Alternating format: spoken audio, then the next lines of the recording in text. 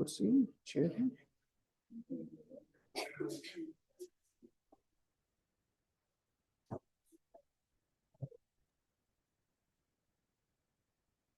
Hello friends, very good morning. My name is Amritam and I have been doing the aptitudes thing since last 14 years approximately. 2008 में सबसे पहले मैं time में class लिया था cat का. After that I was there in Amity University. Then I was there in Akash Education Services Limited for their IT aptitude some sort of thing work over there. उसके बाद से IAS preparation वाले forum में मैं 2014 onward जो है वो कर रहा हूँ. तो at present I would be just saying you कि 2025 सीसैट इसके लिए सब लोग प्रिपेयर कर रहे हैं. All of you are preparing for 2025 CSAT, है ना? Have you ever gone through the papers ऑफ 2023-24 लाइकवाइज? कभी क्वेश्चंस वगैरह देखे हो सीसैट का पहले अच्छे से? कुछ ओवरव्यू आया होगा आप लोगों के मन में किस तरह का क्या है नहीं है, आपको कैसे प्रिपरेशन करना चाहिए. Have you real to work very hard in this very perspective और everything is calm at your level? थोड़ा तो एसेस किया होगा. How many of you have ever attempted any aptitude examination in your life? आप लोगों में से कितने लोग ऐसे हैं जिन्होंने कभी ना कभी लाइफ में कोई भी एनटीएससी हो या कोई भी हो एप्टीट्यूड एग्जामिनेशन कभी ना कभी अटेम्प्ट किया है? 1 2 3 4 5 persons are there. There are online students also. I'm interacting with all of them. All right. So in aptitude, what happens? तीन sections majorly होते हैं. One is quantitative aptitude, one is reasoning section, and third one is English reading comprehension or say English verbal ability combined, है ना? तो तीन section में आपका दो और सेक्शन जुड़ता है छोटा छोटा, and that is data interpretation and that is data sufficiency. So overall, we are going to discuss regarding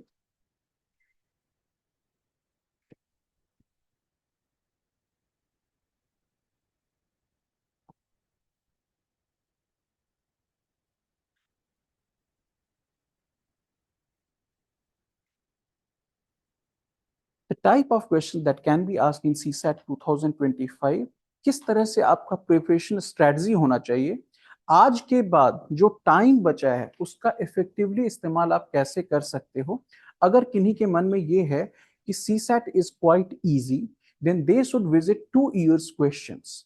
One is 2023 and one is 2017. उनको पता चल जाएगा कि कितने सारे बच्चों का जो है CSAT की वजह से रह गया होगा. I mean to say 2023 was an eye opener, undoubtedly most difficult one throughout the year as far as the inception of CSAT is concerned. 2011 से CSAT जो है वो incorporate हुआ था, है ना? उसके बाद से लगातार चला आ रहा है. तो फिर क्या हुआ, शुरू में क्वेश्चंस का लेवल रियली इजी था, पेपर्स इजी थे. उसके बाद कुछ हलचल हुआ 2014 में, उसके बाद से पासिंग एग्जामिनेशंस के तौर पे इसको लिया गया. बट पासिंग एग्जामिनेशन के तौर पे लिया गया, लेकिन स्टूडेंट्स को ये नहीं पता होता है कि इस साल क्या होने वाला है. फॉर एग्जाम्पल 2017 से पहले क्या आता है 16 एंड उसके बाद 18. सो 16 एंड 18 का पेपर का लेवल कंप्लीट डिफरेंट है एंड 2017 का जो लेवल है सीसैट का वो कंप्लीटली डिफरेंट है. फिर नॉर्मेंसी उसमें आई, फिर धीरे धीरे एक लेवल का आया 2019, 19 वाज आल्सो डिफिकल्ट बट 19, 20, 21, 22 4 साल बीता.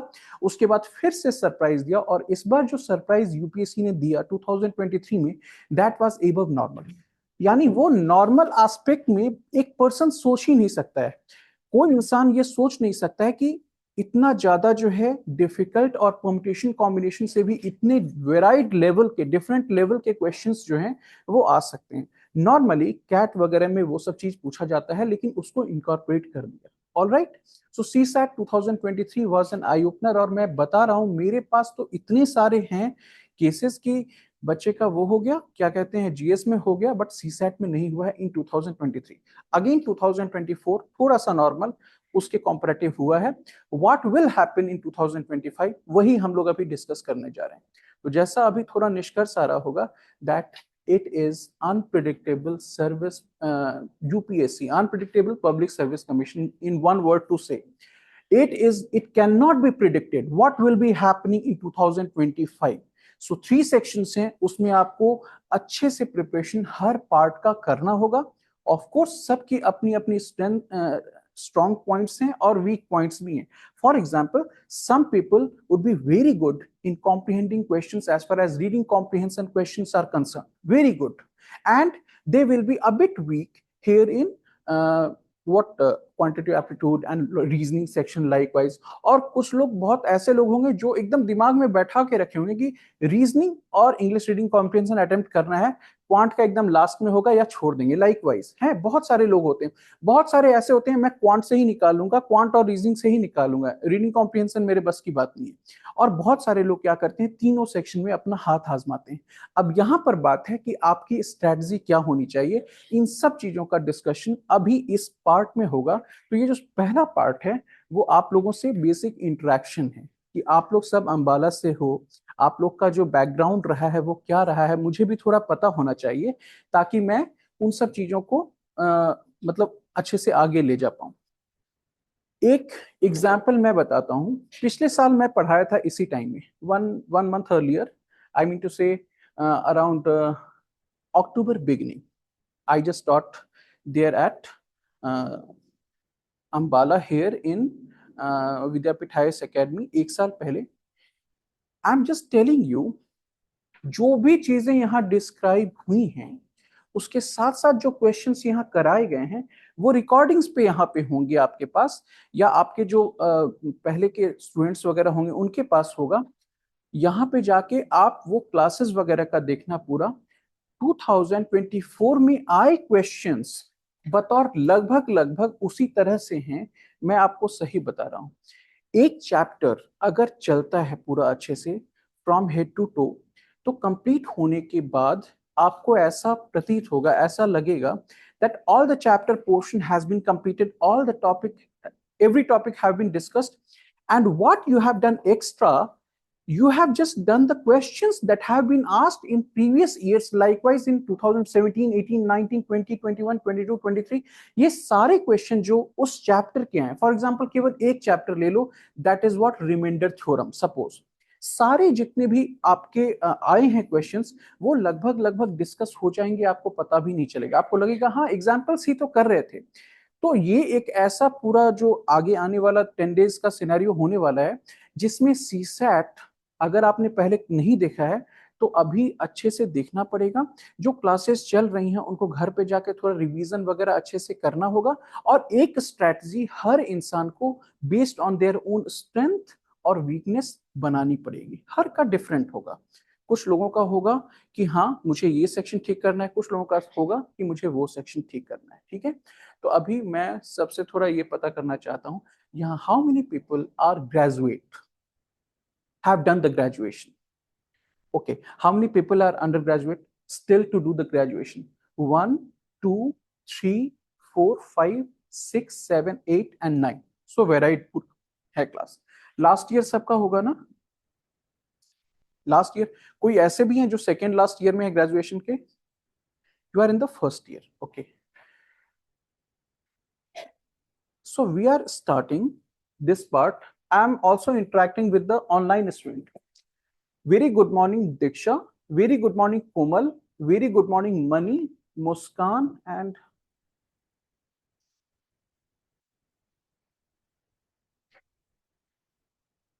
Mehra and Priya. Very good morning. All right. So we are going to the trend analysis first of all. Please tell me one more thing. How many of you have got the subject mathematics only till 10th class? 10th class तक केवल maths रहा हो जिनकी life में, उसके बाद mathematics से कभी वास्ता ही नहीं रहा हो, ऐसे कितने लोग हैं? मैं आपको जानता हूं ना, हाँ मैं आपको जानता हूँ। यस, 1, 2, 3, 4, 5, 6, 7, 8, 9, 10, 11। आप सब लोगों का 10th के बाद से वास्ता नहीं रहा है। तो यहाँ पे ये सब बात बिल्कुल नहीं कही जाएगी कि बहुत मेहनत करना शुरू कर दो, ये है वो है, डरने की कोई बात ही नहीं है। बिकॉज 10th तक जो भी आपने पढ़ा है बस वही सिलेबस है, there is nothing that is going to be coming in the examination as far as 11th 12th class standard questions are concerned or anything like that. वही चीज जो है वो आपसे पूछा जाएगा और आपको ऐसा क्वेश्चन दिया जाएगा जो आप भी कर सकते हैं और उधर बैठे कुछ लोग भी कर सकते हैं जो शायद मैथ से जिनका वास्ता नहीं रहने वाला है। कहने का मतलब एक सिंपल सा क्वेश्चन, जैसे अगर मैं आपको एक पहला सवाल सिंपल सा एक बोलूं, वर्बली बोलूं, all the online students you also please listen and all of you also please listen here. एक बहुत सिंपल सा क्वेश्चन कह रहा हूं और उसका आंसर बताना। What is the value of 2 plus 2 minus 2 into 2 divided by 2? 2 plus 2 minus 2 into 2 divided by 2. There is no need to use pen. 2 plus 2 minus 2 into 2 divided by 2. तो कोमल का ये आंसर था ना। और किसी का कुछ आंसर है? Anyone from the online section also?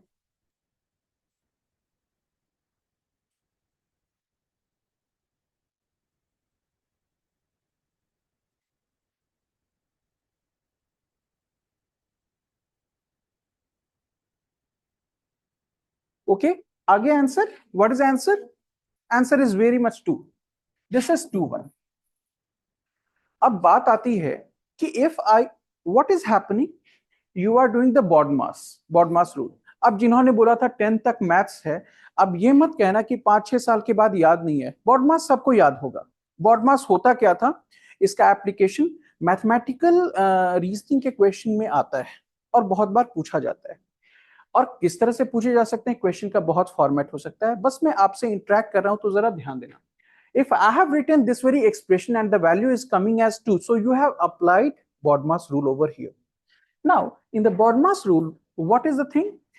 Multiplication is a kind of division and division is a kind of multiplication, all of you know, है ना। 1 into 2 को हम लिख सकते हैं what 1 divided by 1 by 2 लिख सकते हैं ना, वही वैल्यू होगी। It can be just described as multiplication form or division form likewise addition is a kind of subtraction also you can say। जैसे 1 plus 2 को मैं लिख सकता हूं 1 minus फिर ब्रैकेट में -2। Am I correct or not? So you can understand। So ये into वाला साइन और ये वाला साइन दोनों का काम एक साथ हो गया है और वो आपने अभी मन में अपने किया है, ठीक है ना। And what is that? This part you have done it in one go and the answer is what? This is 4, sorry this is 1 into -2 is -2। तो ये आपके मन में आया -2 and now -2 और ये कैंसिल हो गया, so this is the answer। This is what has happened, है ना। Now I wish to ask if I do one thing, ठीक है, and what is that? I'm changing this very expression and what is the new expression? Please see over here, okay, and the new expression is what is the value of 2 to the power 10 plus 2 to the power 10 minus 2 to the power 10 into 2 to the power 10 divided by 2 to the power 10? Please tell me. Okay, कौन कहा ये बात? सबसे पहले बताना। Okay, apart from you, कौन कहा? तुमने बोला। तुम्हारे अलावा बाकी सब लोगों से पूछना चाहूंगा, is the answer 2 to the power 10? क्या आना चाहिए? बस देखना है, बताना है। पेन उठाना इसमें जो है वो अलाउड नहीं है। Just see here and tell me. Yes, ये 2 to the power 10 ही होगा क्योंकि बेसिक जो आपका इंक्लिनेशन इस प्रॉब्लम के टुवर्ड्स जो था वो ये बताया कि लास्ट में जो हमने स्टेप लिया है, जो भी आपके दिमाग का जो आईक्यू लेवल यहां कहा कि जो स्टेप लिया गया है कमोबेश वही स्टेप यहां पे फॉलो हो रहा है, कोई अदर देन दैट जो है खास यहां पे कुछ हो नहीं रहा है। तो क्या होगा?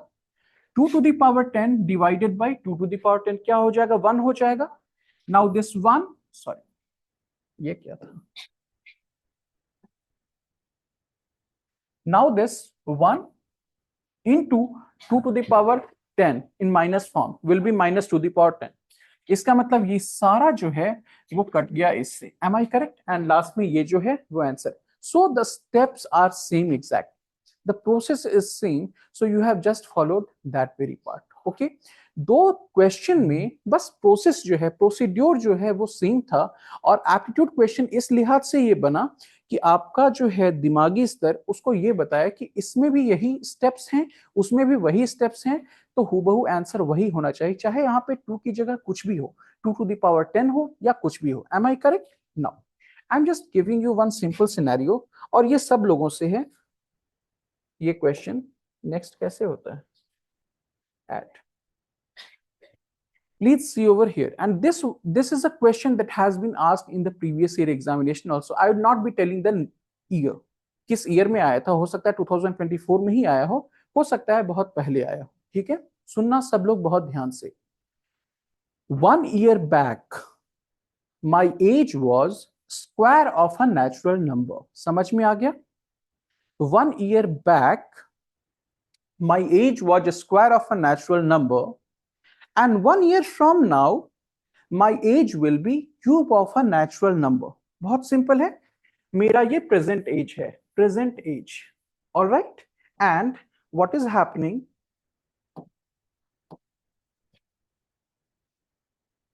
कलर ऑप्शन कहां से आता है? आ ही नहीं रहा है।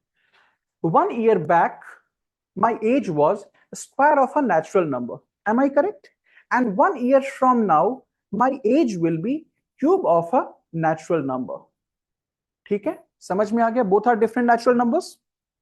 So after how many years, after how many years my age will again be cube of a natural number। अपने अपने कॉपी में ये सबसे पहला सवाल यहां पर लिखना, x की वैल्यू निकालनी है आपको, अपने अपने लैंग्वेज में सब सवाल लिखो। This is the first question that I am giving you all as far as the traditional norm is concern. One question, एक खुद से दिमाग लगाओ। स्क्वायर क्या होता है? 1 का स्क्वायर 1, देन 2 का स्क्वायर 4, देन 3 का स्क्वायर 9, देन 4 का square 16। Likewise, and cube is what? 1 2 3 4 5 का cube means what? 1, then 8, then 3 का क्यूब क्या होता है? 27, 4 का क्यूब 64, 5 का क्यूब 125, 125, 6 का क्यूब 216, 7 का क्यूब 343, 8 का क्यूब 512, 9 का क्यूब 729, एंड 10 का क्यूब 1000, एंड 11 का क्यूब 1331, 12 क्यूब 17280। इतना हम सबको याद रखना है। याद रखना कि अमृतम सर की क्लास में बहुत कम चीज बोली जाएगी जिसको रटना है, ये रट लेना भाई। इसी तरीके से 20 तक का स्क्वायर एकदम जुबान पे होना चाहिए सबके लिए। ठीक है, प्लीज इसको जरा ट्राई करो तो x की वैल्यू बनाओ। x की वैल्यू क्या आई है आपकी? उसको छोड़ो ना, what should be the value of x? कहता है कि प्रेजेंट एज से कितने साल बाद आपका एज फिर से जो है cube of a natural number हो जाएगा। That is what my question is. What is the value of x? You wish me to give the options? Incorrect answer. You wish to give me the options? Options are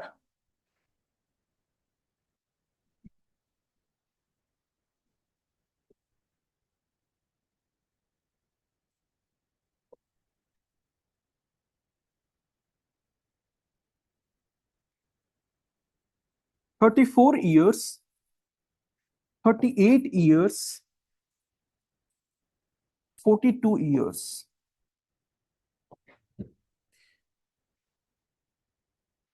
So this is one aptitude question for you all guys, online offline सब student के लिए।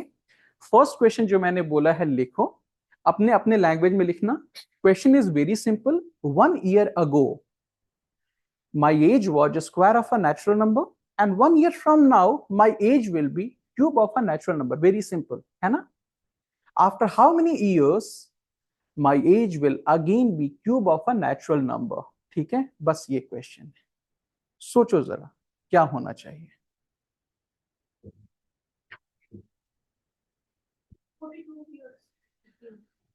Okay, online student, I am still to get the answer। Yes, maybe not।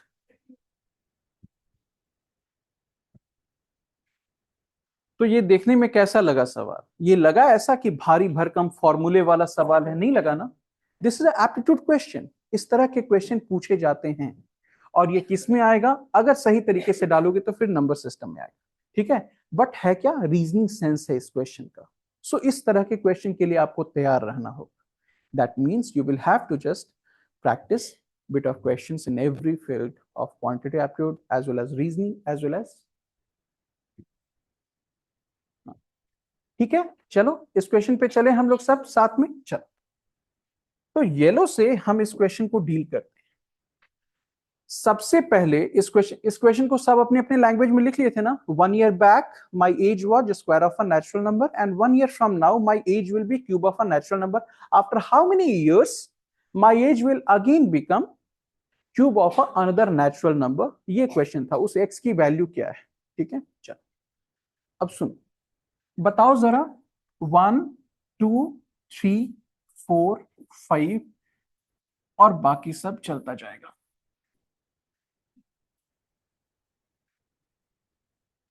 N square N cube sorry N square back होगा, नहीं होगा ना, undo नहीं होगा ना। तुम हंस रहे थे मुझ पे, फैकल्टी पे हंसना बुरी बात है। इस बेचारे ने सॉल्यूशन दिया, मुझे पता है अंडू बटन होता है, बट तुम हंस रहे हो मेरे पे। तुमने हंसा, इसने सॉल्यूशन दिया।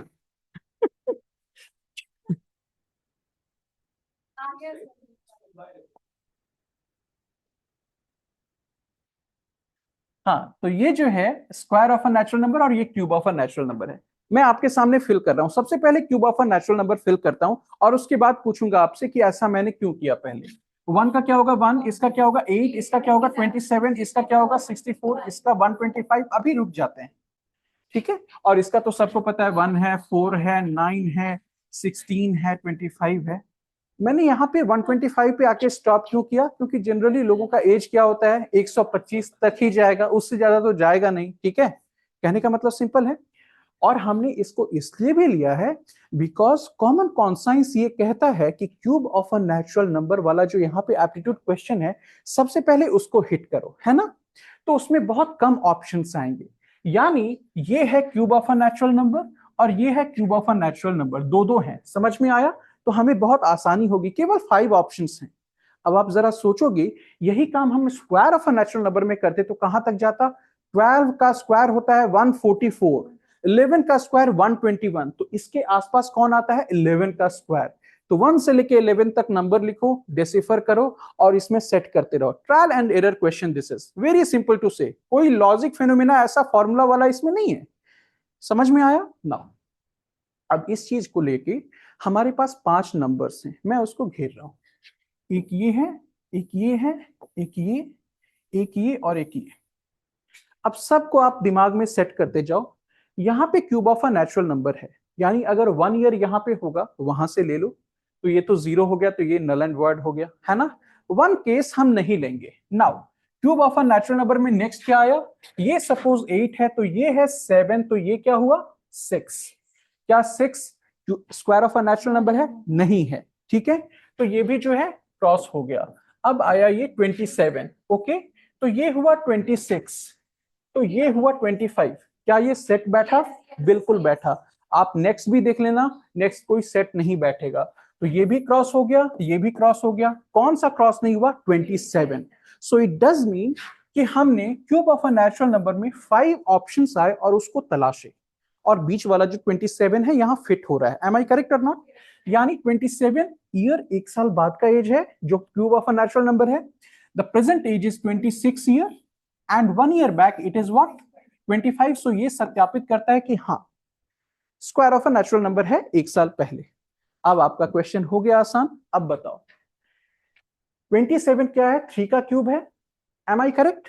तो नेक्स्ट क्यूब कौन सा होगा? 4 का क्यूब होगा ना। This is equal to what 64। तो कितने साल के बाद प्रेजेंट ईयर से तुम जो है 64 एज के हो जाओगे?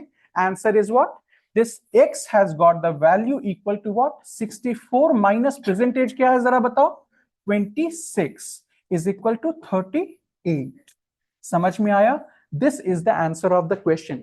38 साल के बाद जो है आप 64 ईयर के हो गए। एम आई करेक्ट ना? ओके, मैं फिर से समझा रहा हूं। जो मेन क्वेश्चन था वो ये था कि प्रेजेंट एज के कितने साल बाद आप फिर से cube of a natural number होगे। एम आई करेक्ट और नॉट? लैंग्वेज ऐसा था कि नेक्स्ट वाला क्यूब जो है वो हो जाएगा, क्योंकि अगर नन ऑफ दीज यहाँ पे है तो बहुत सारे ऑप्शंस हो सकते हैं, है ना? तो उसको ध्यान नहीं देना है, बस ये देना है कि नेक्स्ट वाला जो है नेचुरल नंबर का क्यूब है वो हमारा एज होना चाहिए। So language of the question is after how many years again your age becomes cube of a natural number, this is the question. तो प्रेजेंट एज तो हमारा आ गया है 26 ईयर्स, तो 26 में x जोड़ोगे तो क्या आएगा?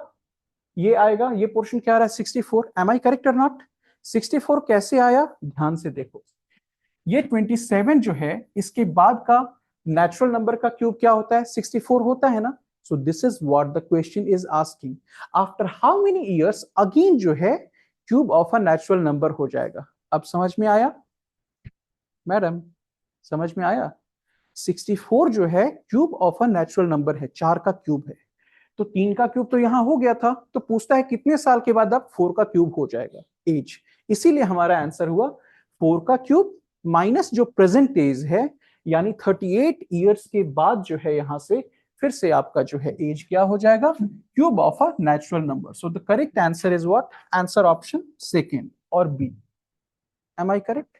And this was the question asked way back in 2017 CSAT. All right, तो चलो नेक्स्ट स्लाइड पे चले। इसमें तो कोई प्रॉब्लम नहीं, समझ में आ रहा होगा कि ये एक बेसिक न्यूमरेसी का सवाल जो है रीजनिंग सेंस का जो है क्वांटिटी एप्टीट्यूड में गढ़ा हुआ वो सवाल सर ने दिया। ऐसे ही सवाल के लिए आपको तत्पर रहना होगा। अब ये समझ में आ गया होगा कि हम 10th तक ही मैथमेटिक्स पढ़े हैं, लेकिन जितना पढ़े हैं वो सफिशियंट है सब चीजों को अटेम्प्ट करने के लिए, बस एक नए सिरे से उसको जो है मगअप करने का जरूरत है। Am I correct? Got it? Now shall I rub it on? लिख लिया सबों ने? Any problem online student? If you have any query you may ask me here. किसी को कोई क्वेरी है तो पूछ सकते हैं।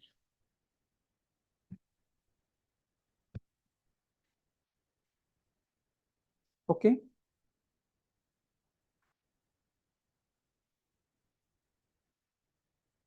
Done.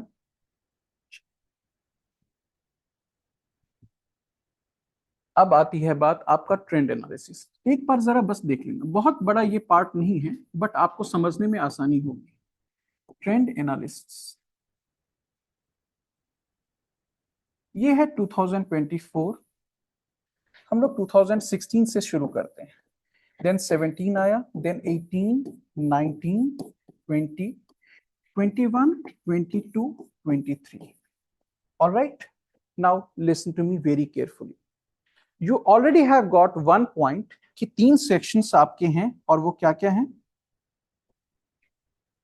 That is quantity aptitude, reasoning and reading comprehension. Alright, 2 part है जो कहलाता है, एक क्या? डेटा इंटरप्रिटेशन, उसको जनरली हम किस में रखते हैं? क्वांट में रखते हैं। और जो डीएस का पार्ट है यानी डेटा सफिशिएंसी है, वो जनरली रीजनिंग पार्ट में हम लोग रखते हैं, यानी logical reasoning plus data sufficiency कुल मिला के हो गया रीजनिंग पूरा का पूरा part. Am I correct? Now कमोबेश टोटल जो है 80 क्वेश्चंस आते हैं, तो उसका डिवीजन ऑन एन एवरेज मैं बोल रहा हूं क्या होता है, मैं यहां लिख रहा हूं। सबसे पहले देखो अच्छे से, ये आपको ओवरऑल एक ये देगा, ओवरव्यू देगा कि हमको सीसैट 2025 के लिए कैसे अपने आप को तैयार करना है। That is the thing. यहां पे आएंगे आपके 35 टू 40 क्वेश्चंस, इसके लिए तैयार रहो। 35 क्वेश्चन नॉर्मली मान के चलो कि इससे आएगा। Am I correct? यहां पे आएंगे आपके लगभग 25 क्वेश्चन अप्रोक्सीमेटली, और 20 टू 25 तुम कह सकते लाइकवाइज। Am I correct? अब 35 इधर से ले लो, 25 इधर से ले लो, कितना हुआ? 60 क्वेश्चंस हो गया, तो बचा 20 क्वेश्चंस। 15 क्वेश्चंस के अप्रोक्सीमेटली 15 टू 20 यहां पे तुम डाल सकते हो। Am I correct? This is the scenario.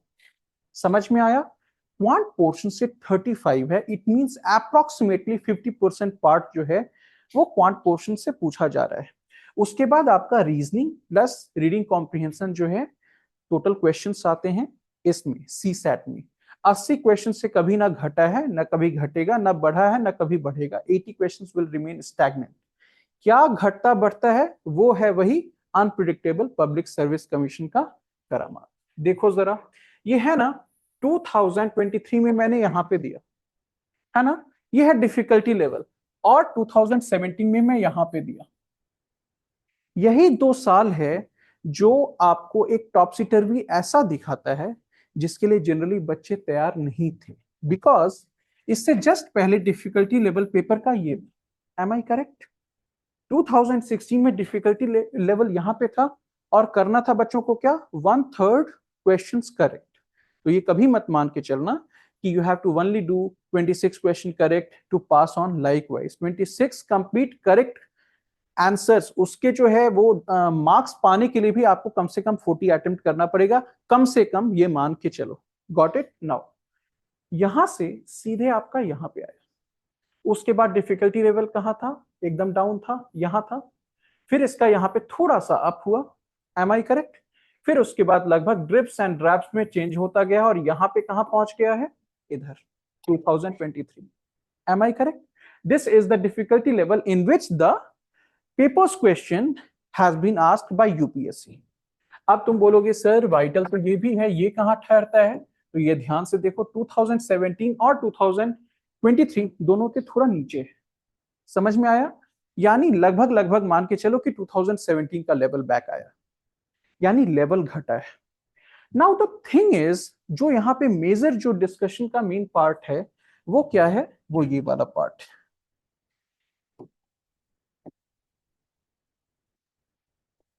ये मैं आपको डरा नहीं रहा हूं, बस बता रहा हूं। ये अनप्रिडिक्टेबिलिटी दर्शा रहा है किसका, यूपीएससी का। वेरी सिंपल टू से, I'm not frightening you. I'm just telling the truth that has happened in the past. Because there are approximately 40,000 student जिनका जो है जीएस में आ गया है नंबर, लगभग कट ऑफ वाला, सीसैट में नहीं आया। मैं सही बता रहा हूं, बहुत सारे बच्चों का सीसैट नहीं निकला है, जीएस अच्छे से निकल गया। ऐसे बहुत बचे थे, 5,000 to 10,000 ऐसे बच्चे आराम से होंगे जिनका बहुत अच्छे से जो है जीएस पोर्शन निकला था, बहुत आगे तक नंबर आया था, और सीसैट में बहुत पीछे रह गए थे। Approximately 40,000 students were clearly affected by this strange change in the difficulty level of the pattern, question pattern that has been asked in the all the years as far as from 2011 till 2024 is concerned. तो ये वाला जो है, ये part मैं इसलिए दिखा रहा हूं कि यहां से ग्राफ कहां जाएगा वो किसी को पता नहीं है। Am I correct? तो आपको सब चीज के लिए तैयार करना पड़ेगा अपने आप को। अब आप बोलोगे क्या सर कमोबेश सारे के सारे ईयर्स में ऐसा ही पूरा पैटर्न रहा है? यस, ये करेक्ट है। हो सकता है कहीं पर 40 रहा हो और यहां पे कम गया हो, 10 रहा हो, वो चलेगा। थोड़ा सा 5 का ऊपर नीचे मान के चलो। इंग्लिश रीडिंग कॉम्प्रिहेंशन कम से कम 25 वो पूछे जाते हैं, रीडिंग कॉम्प्रिहेंशन के क्वेश्चन, वो मान के चलो। अब बात आती है आपका अप्रोच क्या होना चाहिए। समझ में आया? तो ये पार्ट सबको समझ में आ गया है। नाउ द अप्रोच पार्ट, वो मैं यहां पे आपको बता रहा हूं, थोड़ा ध्यान से सुनिए। कौन कलर से लिखूं? चलो सुनना मेरी बात ध्यान से। क्वांटिटेटिव एप्टीट्यूड में कितने क्वेश्चन आते हैं? लगभग 35 to 40 क्वेश्चन, 35 to 40 क्वेश्चन। आपका रीजनिंग पोर्शन में कितने आते हैं? लगभग 20 क्वेश्चन मान के चलो। एंड रीडिंग कॉम्प्रिहेंशन में कितने क्वेश्चन आए? 25 question. Now what is the thing, all the sections have got 3 different type of varieties of questions. बस यही बात है जो मैं समझाना चाह रहा हूं। What is this? Level 1, Level 2, Level 3 questions. X, Y, Z. A, B, C number of question. L, K, M.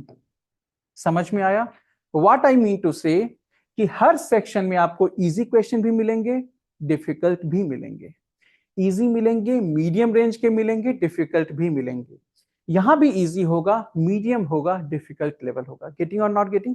यानी कोई सेक्शन कंप्लीट छोड़ना सही बात नहीं होगी। हर सेक्शन में अपने आप को मगअप करना होगा। And what you have to do, you have to search for the weak questions first of all, जब आप अटेम्प्ट करने जाओगे यूपीएससी CSAT 2025। Got it? ये होना चाहिए। ये समझना मेरी बात। अब तुम कहोगे कि सर ये बोलना बहुत आसान है आपके लिए कि डिफिकल्ट क्वेश्चन को बाद में अटेम्प्ट करना, इजी क्वेश्चन को फर्स्ट ऑफ ऑल अटेम्प्ट करना। पहले तो ये बात तो सबके समझ में आ गई होगी कि मैं ये सारा पार्ट केवल इसीलिए कह रहा हूं, why, because all the question carry what, equal marks. Am I correct? Are you understanding or not? Everyone understanding?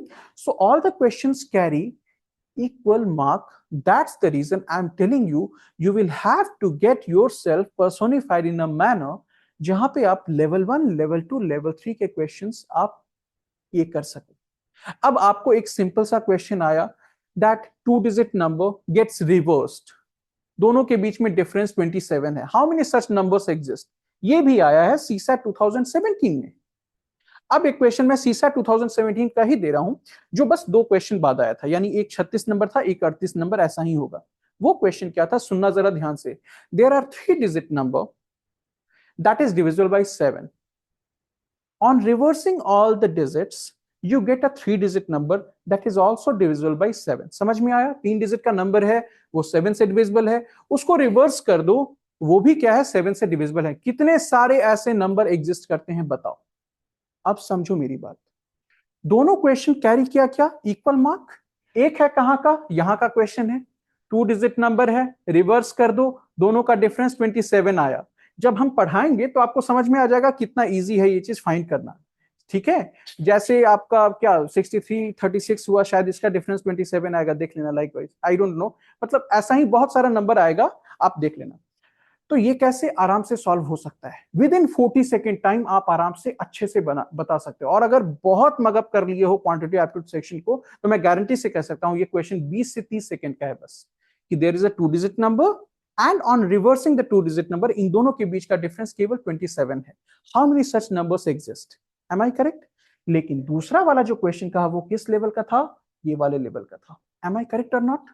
What I am trying to say, 3 digit number बहुत सारे हैं, 100 से शुरू होते हैं, 999 तक जाते हैं, एम आई करेक्ट और नॉट? और 3 डिजिट नंबर इतने सारे हैं और इसमें क्वेश्चन बहुत पेचीदा बना दिया, 7 से डिविजिबल।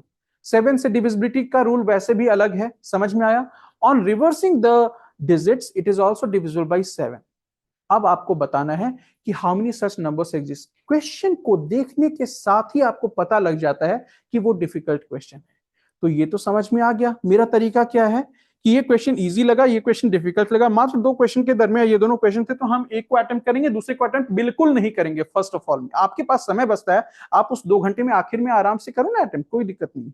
लेकिन इतने इजिली जो मैं बोल रहा हूं, तुम कैसे खोज पाओगे पेपर में, इसका भी सॉल्यूशन आना चाहिए। क्योंकि मन में तो सवाल ये सब चलेगा ना कि सर तो बहुत इजीली बोल दिए, सर तो आज तक पढ़ा ही रहे हैं, तो हर साल के क्वेश्चन को जानते ही हैं, बता रहे हैं, अपना एनालिसिस बता रहे हैं, एक ही चीज शायद सब्जेक्ट क्लास में बोलते भी होंगे, ये सब तो आ रहा होगा मन में। अब बात आती है इसका सॉल्यूशन क्या है। तो solution is only one thing, practising lots and lot of paper, practising lots and lot of questions, it will make the situation perfect for you. Am I correct? जितना प्रैक्टिस करते जाओगे ना, जितना ज्यादा प्रैक्टिस करोगे, 80 क्वेश्चन के जो आप टेस्ट पेपर्स प्रैक्टिस करोगे, जब मेरा ये पूरा टर्म खत्म हो रहा है, उसके बाद आप बचे हुए क्वेश्चन को टीएमएच हुआ या कोई भी और बुक हुआ जो भी रिकमेंडेड यहाँ की जाती है, वो आप बनाते हैं, आपके पास ऑलरेडी है, उस बुक से बनाते हो। उसके बाद आपका काम सिर्फ और सिर्फ बच जाएगा कि आप प्रैक्टिस करो क्वेश्चंस को। जितना ज्यादा प्रैक्टिस करोगे, अपने आप समझ में आएगा कि हम ये सारा एरिया जो है वो पढ़ चुके हैं, क्वांट से, रीजनिंग से और इंग्लिश रीडिंग कॉम्प्रिहेंशन से। तो मुझे इसको अटेम्प्ट करना है, इसको नहीं अटेम्प्ट करना है, फर्स्ट गो में आपको खुद ब खुद पता चल जाएगा। तो जो मैं इतना इजीली अभी बोल रहा हूं, वो इजी आपके लिए तब हो जाएगा जब आप बहुत सारा प्रैक्टिस ऑलरेडी क्वेश्चंस को कर चुके होंगे। तो मैं एक एक सॉल्यूशन बताया कि हर सेक्शन को ट्राई करना चाहिए। जो एक सेक्शन में बहुत मजबूत है, स्ट्रांग है, बाकी में वीक है, उनको इसमें जो है अपना स्तर थोड़ा ऊंचा करना पड़ेगा। कैसे? Practising lot of question, discuss करके चीजों को, उसमें थोड़ा मेहनत करके। लाइकवाइज जिनका ये दोनों पार्ट स्ट्रांग है, ये वीक है, उनको इसमें जाना होगा, घुसना होगा, अपना तरीका बदलना होगा सोच का, कैसे रीडिंग कॉम्प्रिहेंशन क्वेश्चन को अटेम्प्ट करें। और उसके बाद धीरे धीरे प्रैक्टिस करके ये समझना होगा कौन सा डिफिकल्ट वाला है, कौन सा इजी वाला है, किसमें बहुत सिंपल से पूछा गया, कोर्स ऑफ एक्शन या एसेंस क्या है पैराग्राफ का, ये सब पूछा गया है, बहुत अच्छे से बता सकते हैं। हो सकता है आपको इतना अभी तक समझ में आ गया होगा, ये जो 25 क्वेश्चन आएंगे ना, ये सारे आपके जीएस फील्ड से ही उठा उठा कर टाइम्स ऑफ इंडिया और कौन सा है द हिंदू पेपर सबसे क्लियर कट उठा उठा के जो है पैराग्राफ दिए रहते हैं। 25 क्वेश्चंस सबका सब जो है डिफरेंट डिफरेंट सिनेरियो का होगा। कोई क्वेश्चन किससे होगा, कोई क्वेश्चन होगा आपका, कोई क्वेश्चन होगा आपका डिजास्टर मैनेजमेंट से होगा, सिंपल कोई भी पैराग्राफ उठा के दे दिया है ना, उससे क्वेश्चन बना के दे दिया। कोई आपका इन्वायरमेंटल सिनेरियो से होगा, कोई आपका होगा पॉलिटिकल पॉलिटी से होगा, कोई आपका पॉलिटिकल साइंस के अलग परव्यू से होगा, कोई करंट अफेयर का कुछ चल रहा है उस पर होगा। समझ में आया ना? तो जितना जीएस पार्ट आप सब पढ़ रहे हो, ज्योग्राफी हिस्ट्री इन सब पोर्शन से होगा, जितना पोर्शन जीएस में पढ़ रहे हो उन्हीं सबसे कटआउट उठा के और क्वेश्चन सेटर्स जो हैं यूपीएससी के वो क्वेश्चन बना के वो प्रेजेंट करते हैं। तो ये जो डिसिफर कर पाना है कि कौन सा डिफिकल्ट है कौन सा इजी है, ये इंग्लिश सेक्शन में भी आसान है जैसे आपका रीजनिंग सेक्शन में आसान है। ठीक है, थोड़ा बस मेहनत क्वांट में आपको जरूर करना होगा, तब आप इसके लिए एकस्टम्ड हो जाएंगे। मतलब समझ में आया ना? रीजनिंग सेक्शन में बहुत इजीली आप अंदाजा लगा सकते हो कि ये क्वेश्चन हमको बहकाने वाला है और ये क्वेश्चन जो है आराम से तुरंत तुरंत हो जाएगा। गेटिंग और नॉट गेटिंग? इसमें आपको प्रैक्टिस करने की जरूरत होगी, उसके बाद आप आराम से समझ जाएंगे। भले ये क्वेश्चन बड़ा दिखता है, 1 year back my age was square of a natural number, 1 year from now it will be cube of a natural number, इतना बड़ा क्वेश्चन लगता है, लेकिन ये अटेम्प्ट किया जा सकता है। बनस्पत ये वाले क्वेश्चन के 3 digit number is divisible by 7, reversing it is also divisible by 7, how many such numbers exist? Getting और नॉट गेटिंग? तो ये सब धीरे धीरे जितना प्रैक्टिस करोगे चीजें सिंपल आसान होती जाएगी। तो इन सारी बातों में जो ट्रेंड एनालिसिस आपके सामने था और ये जो पूरी बात मैंने कही, इसमें सबसे इंपॉर्टेंट ये है कि क्वेश्चंस इजी इस सेक्शन में भी होंगे, इस सेक्शन में भी होंगे, इस सेक्शन में भी होंगे। सबसे पहले इन x plus A plus L number of question को अगर आप अटेम्प्ट करते हो तो आपका टाइम सेव होगा, आपका मार्क्स मैक्सिमाइज होगा, आपके पास करने के या अच्छे प्राप्तांक लाने के जो है संभावना जो है ये सब बहुत बढ़ेगा। एम आई करेक्ट और not? So this should be your motto behind all this sort of thing. ठीक है, 1 आवर लगभग एंड होने वाला है। अब हम लोग जो है प्रॉपर क्वांट के क्या क्या चैप्टर्स हैं, लॉजिकल रीजनिंग के क्या क्या चैप्टर्स हैं और रीडिंग कॉम्प्रिहेंशन को कैसे हम लोग अटेम्प्ट करेंगे ये डिस्कस करेंगे और फिर हम लोग जाएंगे नंबर सिस्टम एरिया में। चलेगा? अभी तक किसी को कोई डाउट है? एकदम फ्रैंकली फ्रेंडली वे में पूछो। मैं सबसे इंडिविजुअल जो है इंटरेक्शन नहीं कर पाया हूं, I am really sorry, but अभी तक का जो इंटरेक्शन पॉइंट है इसमें कहीं कोई भी डाउट अगर है you can just ask me. Any doubt? Online students everything clear, understanding? जो भी कुछ आपको लिखना है या देखना है या करना है आप देख लो। I am going into the chapter part right now. So चलो, क्वांट से क्या क्या चैप्टर्स दिमाग में आते हैं जरा बताओ। कुछ कुछ पोर्शन तो पहले से सोच के रखते होगे कि ये डिफिकल्ट है मेरे लिए, ये वाला बड़ा इजी है। क्वांट में क्या क्या पोर्शन होते हैं अंदाजा बताओ। हाँ, नंबर सिस्टम होता है, नंबर सिस्टम के बाद एवरेज एक चैप्टर है, एवरेज इजी चैप्टर है, बट क्वेश्चंस जो पूछे जाएंगे अगर यूपीएससी उसको करता है तो क्वेश्चन दिखने में बहुत आसान लगेगा, बट आपका थोड़ा सा टाइम कंज्यूमिंग हो सकता है।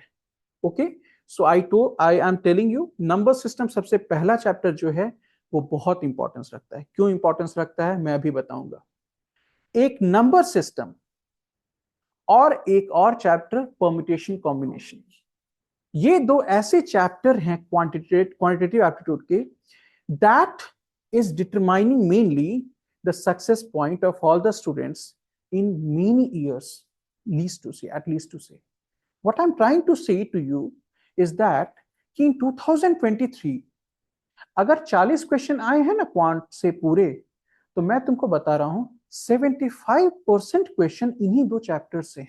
अब आप ये मत समझना कि बाकी सब चैप्टर का इंपॉर्टेंस बहुत कम गया है, लेकिन ये जरूर समझो कि इन दोनों चैप्टर का इंपॉर्टेंस सुप्रीम है। Am I correct? So I told about 2 chapters. हम एक एक करके बताते हैं। क्या मैं अलग स्लाइड में जाऊं क्या?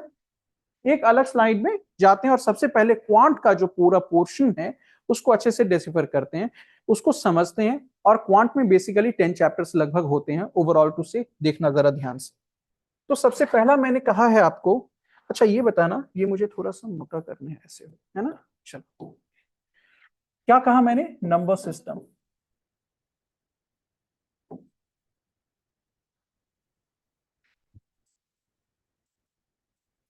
और एक और क्या कहा? नहीं, अभी कहा था परम्यूटेशन कॉम्बिनेशन।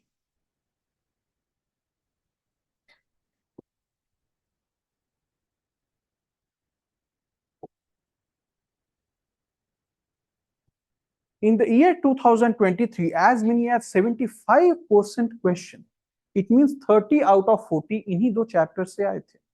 अब आप बोलोगे सर ये चैप्टर नंबर 1 हुआ, ये चैप्टर नंबर n हुआ, तो इसके अलावा और कितने चैप्टर हैं अभी हम लोग देखेंगे आराम से, समझे ना। तो number system is having a lot of importance, ये जान लो, क्योंकि इनमें भी नंबर्स का ही ताना बाना है और इसमें भी नंबर्स का ही ताना बाना है। इसके क्वेश्चंस का एग्जांपल मैंने अभी आपको दिया है ना, और इसके क्वेश्चन का एग्जांपल मैं आपको देता हूं। एक क्वेश्चन ही जो आया था वो बताता हूं। जैसे दो लड़के हैं और दो लड़कियां हैं, ठीक है, और आपके पास 4 सीट्स हैं, 1 2 3 4। इन how many different ways can they be seated? एक क्वेश्चन हुआ जो आया था। एक और क्वेश्चन देता हूं। 5 सीट्स हैं, ठीक है, और यहां पे आपके 3 गर्ल्स हैं, 2 बॉयज हैं। In how many different ways can they be seated if no two girl have to sit next to each other? यानी दोनों गर्ल को नेक्स्ट टू ईच अदर होना ही नहीं है। तब पूछा है कितने डिफरेंट वेज हो सकते हैं। इसी तरह एक बार इस तरह का क्वेश्चन पूछा है। 5 सीट्स हैं, 5 कुर्सियां हैं, ठीक है, और 3 लड़के हैं, 2 लड़कियां हैं। In how many different manners can they be seated when no two persons, no two male person, कोई भी दो लड़के जो हैं वो next to each other sit नहीं हो सकते। समझ में आया? यानी इसमें किस तरह के क्वेश्चन पूछे जाते हैं वो आपको समझ में आ रहा है, इसमें किस तरह के क्वेश्चन आते हैं वो समझ में आ रहा है आपको। अभी मैंने सिंपल इसका एक पार्ट करवाया था, वो क्या था, उससे एक क्वेश्चन करवाया था, वो है क्या, cubes and squares of natural number. Simple छोटा सा एक चैप्टर, छोटा सा पार्ट है इस पूरे चैप्टर का, उससे एक सवाल जो आया था वो मैंने आपको बताया। और यहाँ पे भी 2-3 क्वेश्चन जो आपको बताए, जो प्रीवियस ईयर में क्वेश्चन आए हैं, उस टाइप के क्वेश्चन परम्यूटेशन कॉम्बिनेशन में आते हैं। जैसे कुछ भी दे सकता है, जैसे कोई भी एक word, what is your name ma'am? तुमको भी मैं देखा हूं ना, तुम पिछले साल थे नहीं थे, ओके। नाजमी इज अ 6 लेटर, कितना, नाज, NAZMEEN, 7, 7 लेटर वर्ड है ना, 7 लेटर वर्ड इज नाजमी। Now it can be said in how many different manners can the letters of the word नाजमीन बी परम्यूटेड? हो गया एक क्वेश्चन। दूसरा सवाल ये पूछा जा सकता है, in how many ways can the letters of the word नाजमी be permuted such that vowels are together? एक और क्वेश्चन आ सकता है, in how many ways can the letters of the word नाजमी बी अरेंज्ड? अरेंज्ड मतलब permuted, ठीक है, सो दैट सारे के सारे वॉवेल्स जो हैं वो एक साथ बिल्कुल ना रहें। समझ में आ रहा है ना? कुछ भी पूछा जा सकता है। तो ये सब किसके क्वेश्चन है? ये परम्यूटेशन कॉम्बिनेशन।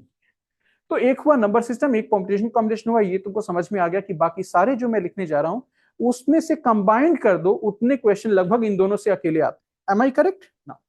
नंबर सिस्टम से सटा जो हम लोग करेंगे, जो चैप्टर्स होगा, वो क्या होगा, एवरेज होगा, फिर परसेंटेज होगा, फिर उसके बाद रेशियो प्रोपोर्शन होगा। Am I correct? 3 चैप्टर्स मैंने लगातार लिख दिए, ठीक है। नंबर सिस्टम के बाद एवरेज नंबर से ताल्लुकात रखता है, परसेंटेज भी नंबर से ताल्लुकात रखता है, और रेशियो प्रोपोर्शंस भी ऑफ कोर्स नंबर से ही ताल्लुकात रखता है। वैसे तुम बेसिक न्यूमरेसी या क्वांट बोलोगे तो सबका सब नंबर से ताल्लुकात रखता है, लेकिन ये चारों चैप्टर जो है इंटरकनेक्टेड हैं। तभी एक लाइन वाइज हम सबसे पहले इसको पढ़ाएंगे, उसके बाद इन सबको खत्म करेंगे लाइक वाइज। ये लगभग लास्ट में चलेंगे, चलेगा, ठीक है। अब बात आती है कि ये लास्ट में क्यों जाएंगे, क्योंकि इन सब के क्वेश्चंस जो हैं इधर आ सकते हैं। आई मीन टू से इसके जो क्वेश्चन आएंगे उसमें प्रिंसिपल ऑफ रेशियो प्रोपोर्शन और एवरेज भी जो है करना पड़ सकता है। एम आई करेक्ट और नॉट? इसलिए हम लोग इसको थोड़ा लास्ट में जाएंगे। अब इसके बाद छोटे छोटे कुछ चैप्टर्स आते हैं जो तुमने नाम सुना भी होगा, तो वो सब करवाया जाएगा, एंड दैट इज SICI। कभी नाम सुना है ना? Simple interest, compound interest, yes you are correct. अच्छा, ऐसा क्यों हो रहा है, इससे ब्लैक से लिख रहा है और इस, ओके। एक हुआ SICI, हाँ, और एक हुआ आपका मिक्सचर्स एलिगेशंस।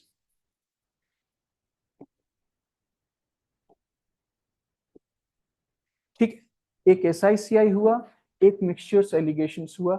ये सब जो है परसेंटेज के बाद हम लोग साथ साथ जो है चीजों को कर सकते हैं, ठीक है। अब बात आती है और क्या चैप्टर्स आते हैं। हाँ, ये इसके साथ साथ एक प्रॉफिट लॉस डिस्काउंट भी किया जा सकता है। अब तुम बोलोगे सर ये तीनों चैप्टर एक साथ क्यों लिखा है? क्योंकि ये इसके जस्ट साथ साथ जो है चीजों को फिनिश ऑफ हम कर सकते हैं। परसेंटेज और रेशियो प्रोपोर्शन के कॉन्सेप्ट्स को इनमें इस्तेमाल किया जाता है। इन सब चैप्टर्स का नाम आप सुने होंगे, यानी ये सब छोटे छोटे चैप्टर्स हैं। ये सबसे बड़ा चैप्टर है दोनों, उसके बाद परसेंटेज का नंबर आता है। No doubt percentage is an important chapter. उसके बाद आपने कभी नाम सुना होगा टाइम स्पीड डिस्टेंस, और एक क्या होगा time and work. Time speed distance में और क्या जुड़ जाता है साथ में? बोट्स एंड रेस जुड़ जाता है। Am I correct? Yes please come. And time and work के साथ क्या जुड़ जाता है? Pipes and cistern. अब बोलोगे इसके बाद क्या बच जाता है? एक लास्ट में आपका हो गया ज्योमेट्री एंड मेंसुरेशन।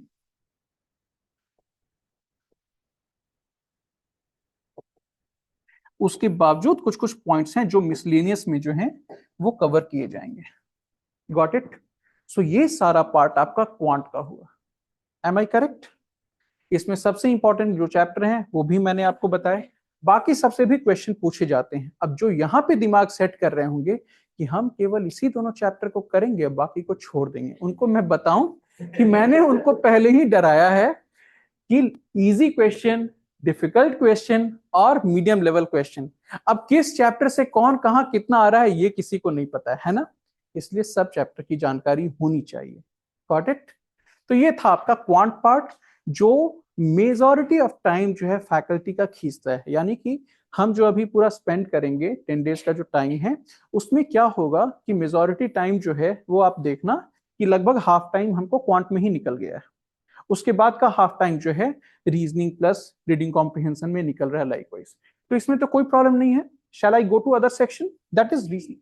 या this is time and work. This is time and work और इसी से कनेक्टेड है पाइप्स एंड सिस्टम। यानी जो प्रिंसिपल फॉलो किए जाते हैं टाइम एंड वर्क में ना, उसी प्रिंसिपल्स को, मैथमेटिकल प्रिंसिपल्स को फॉलो करते हुए ये चैप्टर के भी क्वेश्चंस आते हैं और फटाफट क्वेश्चन किए जाते हैं लाइकवाइज। उसी तरीके से टाइम स्पीड डिस्टेंस अगर कंप्लीट है तो आप उसी का जो सिद्धांत है वो बोट्स एंड रेस में भी इस्तेमाल करते हैं। I mean to say these two things are connected. That's why I have written in one go, and these two chapters are also connected.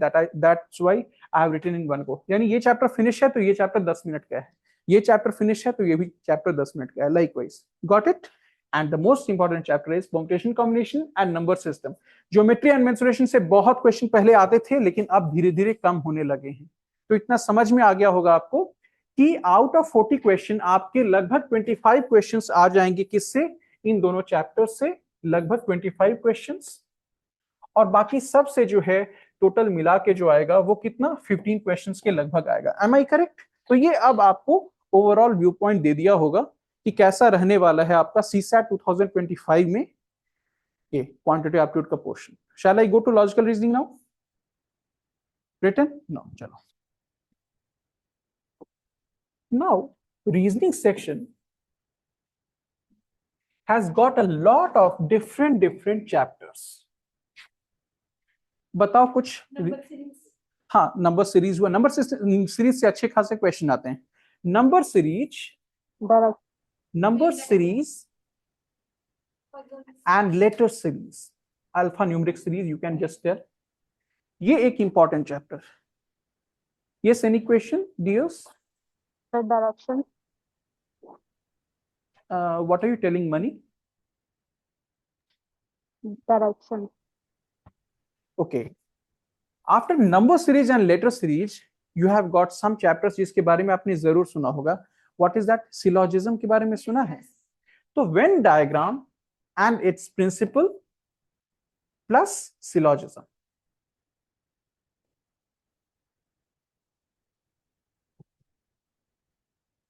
Got it? फिर उसके बाद एक और चैप्टर होता है, वो होता है कोडिंग डिकोडिंग। सुना है इसके बारे में?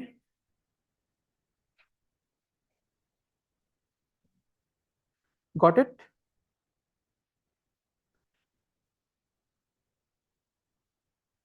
इसके बाद और भी बहुत सारे चैप्टर्स हैं, लाइक ब्लड रिलेशन है ना, कैलेंडर हैं,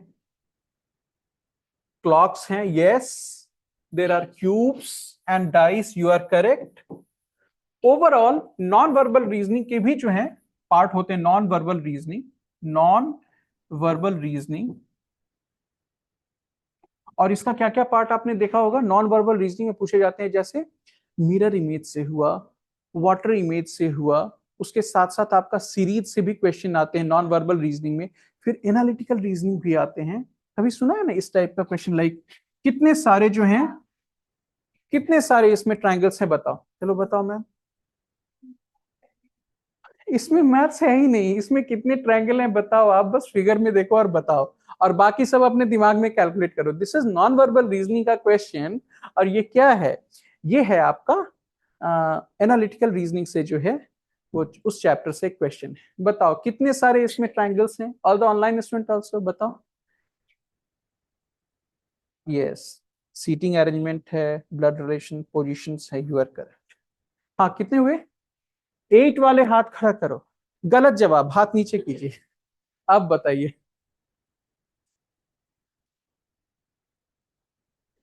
ऑप्शंस में ही नहीं है 8, ऑप्शंस आर 6, 7, 9, 10।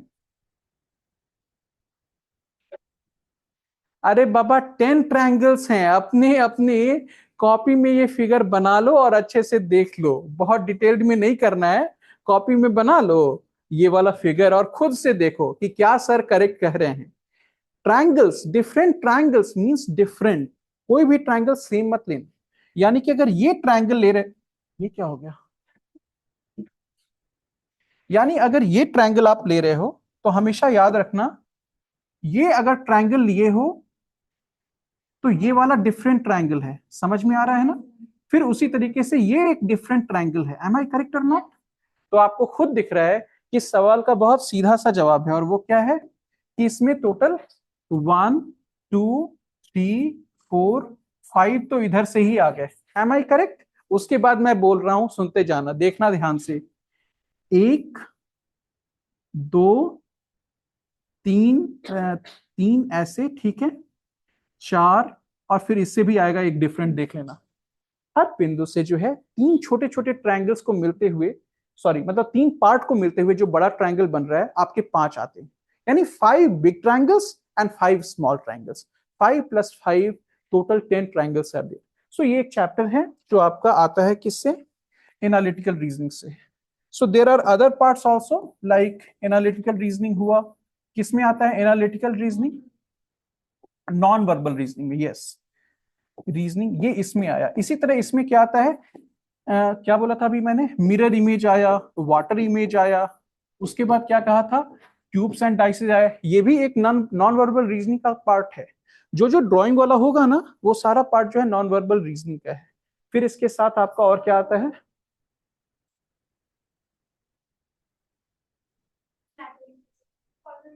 हाँ पजल्स आते हैं। तो पजल्स ओवरऑल बहुत इंपॉर्टेंट पार्ट है। और पजल्स में किस तरह के क्वेश्चंस आते हैं, सीटिंग अरेंजमेंट के आ सकते हैं, जो खुद में अपने एक में एक इंपॉर्टेंट चैप्टर है, सीटिंग अरेंजमेंट, ठीक है, वो पजल में आ सकता है, या इवन ब्लड रिलेशन से भी दे सकता है पजल में। समझ में आया ना, किसी भी चैप्टर से लेके पजल में दे सकता है, गॉट इट। अब इसमें नॉन वर्बल रीजनिंग में कुछ कुछ और चैप्टर्स भी हैं, जैसे मैट्रिक्स है, समझ में आया, जैसे फिगर में करके दे देगा, बताना होगा ये 1, 2, 3, 4 है, ठीक है। तो ये मैं यहाँ पे 1 लिख रहा हूं, ठीक है। उसी तरह से मैं एक और दे दिया यहाँ पे, सपोज ये है 10, ये है 11, ये है 12, ये है 13, ओके। और यहाँ पे मैं लिख के क्या दे दिया,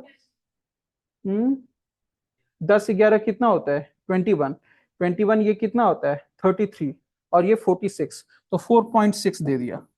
अब तुमको बताना है कि ये -1, ये 2, ये 5, और ये 14, ये क्या होगा, ये बताना है, बीच में क्या आएगा। बहुत सिंपल है, सबका योग किया और डिवाइडेड बाई 10 किया, you have just added all these and divided by 10, so you this is the popu type question, but ऐसा क्वेश्चन नहीं आएगा, आपको डिफिकल्ट क्वेश्चन दिया जाएगा। समझ में आ रहा है ना मेरी बात। तो इस तरह के भी क्वेश्चन जो हैं वो होंगे। तो अब ओवरऑल आप समझ रहे हैं कि there are many other chapters जिसका इतना सारा नाम लिखना पॉसिबल नहीं अभी मेरे लिए. So numerously there are what approximately 15 chapters that you need to study as far as reasoning section is concerned. अब इसके बाद एक पार्ट आ जाता है और वो है आपका, हाँ हाँ ये सब बात मुझे बताना था, थोड़ा स्किप किया. कुछ भी नहीं है इसमें, सबसे इंपॉर्टेंट पार्ट मैं बता रहा हूँ. रीजनिंग सेक्शन का ये एक त्रासदी रहा है कि कभी कभी questions as little as less as what 11 questions का लॉट भी आ जाता है, 10 क्वेश्चन का भी लॉट आया था, और कभी कभी 20 क्वेश्चन भी आ जाते हैं इस पोर्शन से. एम आई करेक्ट और not? It means English reading comprehension अगर क्वेश्चन थोड़ा बढ़ा, 28 हो गया, क्वांट भी बढ़ गया जैसे 40 के लगभग में उससे आ गया, तो आपके इसमें से क्वेश्चन घट जाएंगे. समझ में आया? 40 + 30 लगभग 70 हो गया ना, तो बस 10 क्वेश्चन बचा, 10 क्वेश्चन इसमें से आ गया. एम आई करेक्ट और नॉट? बहुत साल ऐसा रहा है जब इसमें से लेस नंबर ऑफ क्वेश्चन आए हैं, लेकिन बहुत साल ऐसा भी रहा है जिसमें approximately 20 question have been coming. Important chapters, mark it.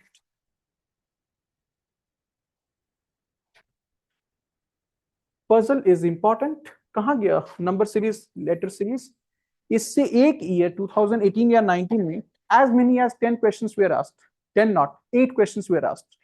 समझ में आ रहा है ना ये सीरीज कितना इंपॉर्टेंट है? 2022 के लगभग में भी एक साल था वहां पे जब 6 से 7 क्वेश्चन केवल इस चैप्टर से आ गए थे.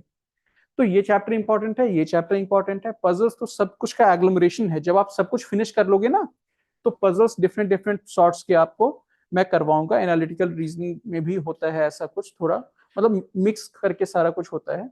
तो पजल्स में आपके सिटिंग अरेंजमेंट के भी पजल आ सकते हैं, या ब्लड रिलेशन के भी पजल आ सकते हैं, या और भी कुछ अलग टाइप का, नया टाइप का पजल भी दे सकता है. 2 चैप्टर को मिक्स करते हुए भी दे सकता है पजल. समझ में आया? इसके लिए आपको तैयार रहना होगा.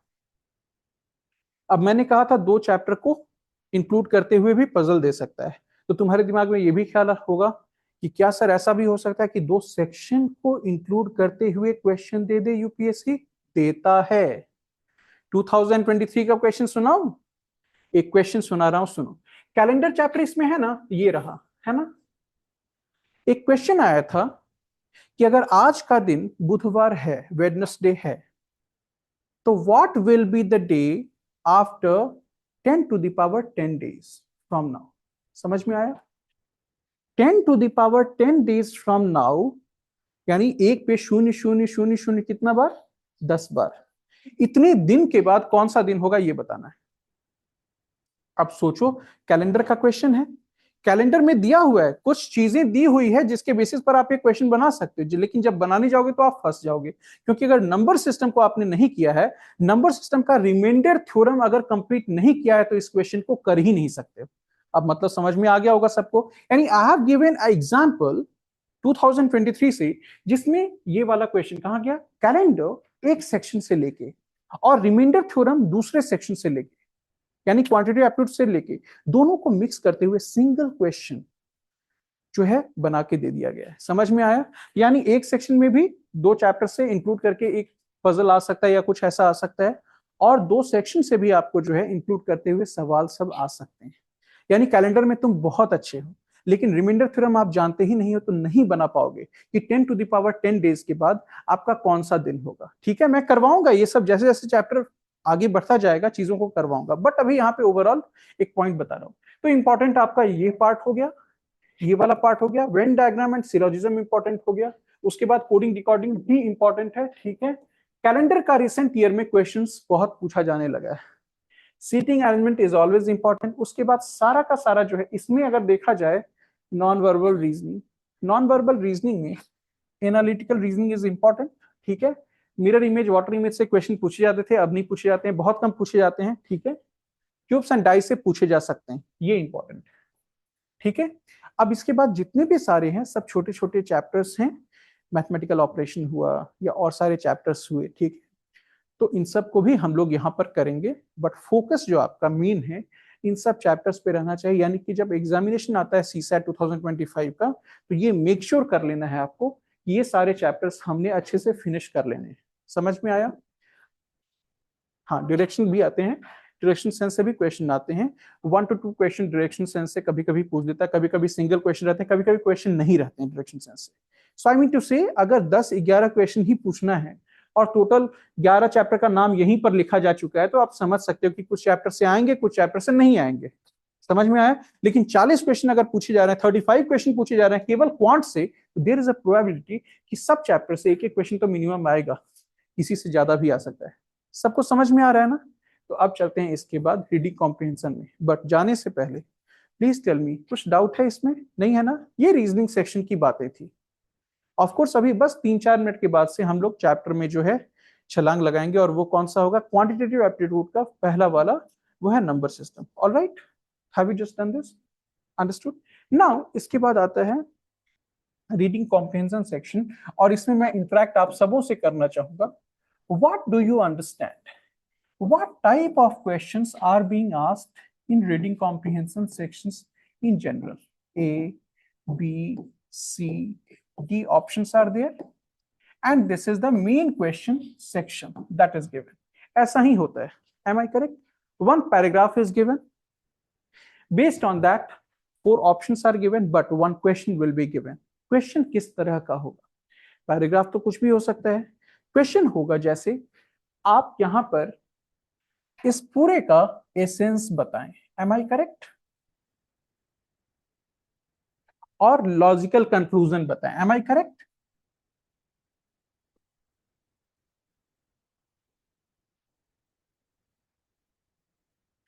और क्रक्स बताएं. ये क्रक्स और ये एसेंस सब कुछ सेम ही हुआ, वो आपको समझ में आ रहा होगा, है ना?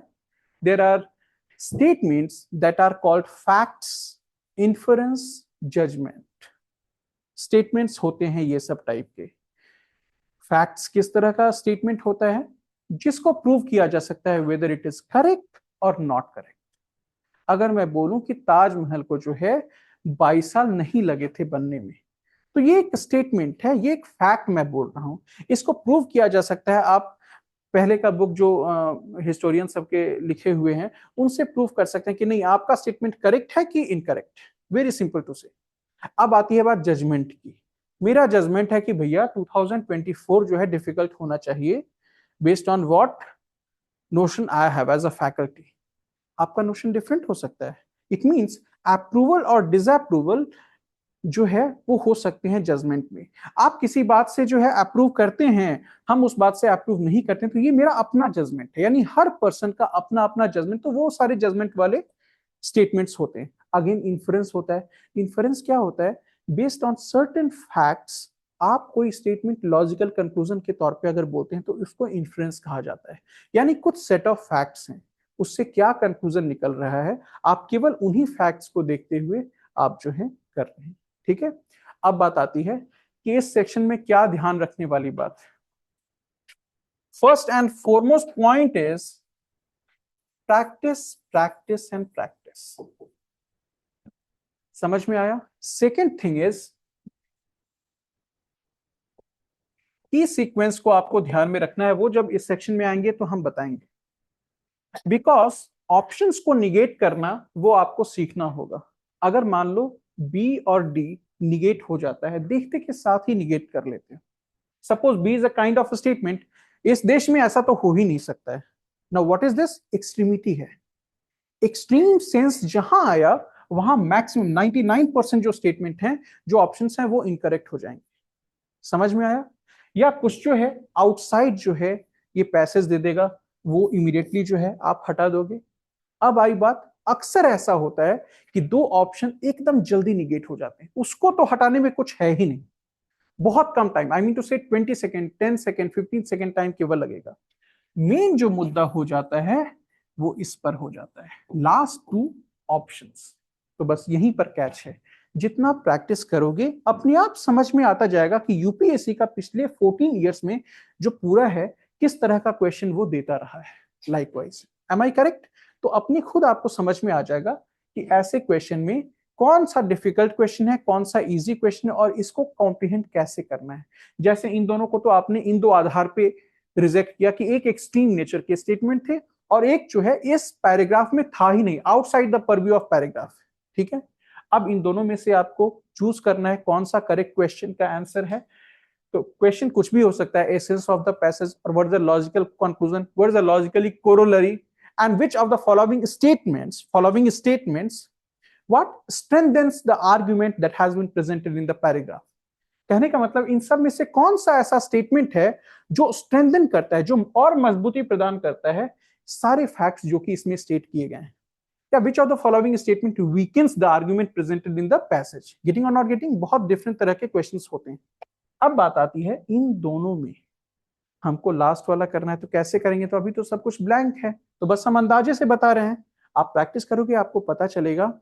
सबसे पहला प्रिंसिपल ये बनाना है कि whatever thing is written from whichever section of what GS portion, ये पैसेज लिया गया है, आपको उसके अलावे दिमाग नहीं लगाना है। सबसे पहला यही प्रिंसिपल है। ऑथर लिख रहा है, अपने पॉइंट ऑफ व्यू को बताने की कोशिश कर रहा है, तो ऑथर के माइंड में आपको घुसना है और उसके बाद इन दोनों ऑप्शन में से कोई एक ऑप्शन चूज करना है। यानी आपके पास बहुत अच्छा नॉलेज है इन्वायरमेंटल कोई पैटर्न, मान लो डिजास्टर मैनेजमेंट से एक क्वेश्चन दे दिया है, डिजास्टर मैनेजमेंट आप इतने अच्छे से जो है उसके मजे खिलाड़ी हैं कि वो जो ऊपर से नीचे जो लिखा ना, उसको देखते के साथ आपको पता चल गया कि हाँ ये चीज है, ये हमने पढ़ा हुआ है, ये जो पढ़ा हुआ है ना उसको भूल जाना है। यहाँ पे समझ में आया? जो यहाँ पर है ए से जेड तक लिखा हुआ, केवल ऑथर के उस पॉइंट ऑफ व्यू, केवल उसी दायरे में रह के हमें ये दोनों ऑप्शन चूज करना है। समझ में आया? पहला तो ये है। दूसरा, और सारे चीज हम लोग जो डिस्कस करेंगे रीडिंग कॉम्प्रिहेंशन वाले पार्ट में, तो धीरे धीरे आपको समझ में आ जाएगा कि major thing is practice, and practice करना ही होगा आपको इस सेक्शन में अपने आप को इंप्रूव करने के लिए।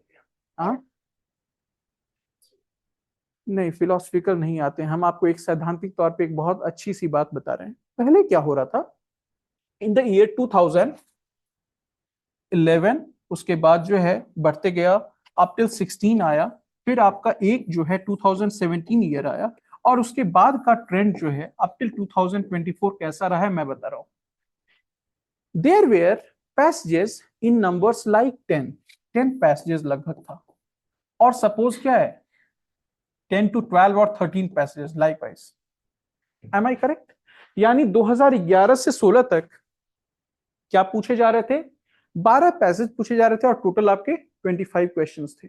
यानी कुछ कुछ पैसेज में हो सकता है 3 क्वेश्चन भी रहा हो, कुछ पैसेज में 2 क्वेश्चन भी रहा हो, और कुछ पैसेज में केवल 1 क्वेश्चन रहा हो। बट एक पैसेज 1 क्वेश्चन वाला सिनेरियो बहुत कम था, बहुत ज्यादा रेयर था। अचानक में एक साल आया 2017, फिर 18, 19, 20 सब कुछ आया। उसमें क्या हो गया, number of passage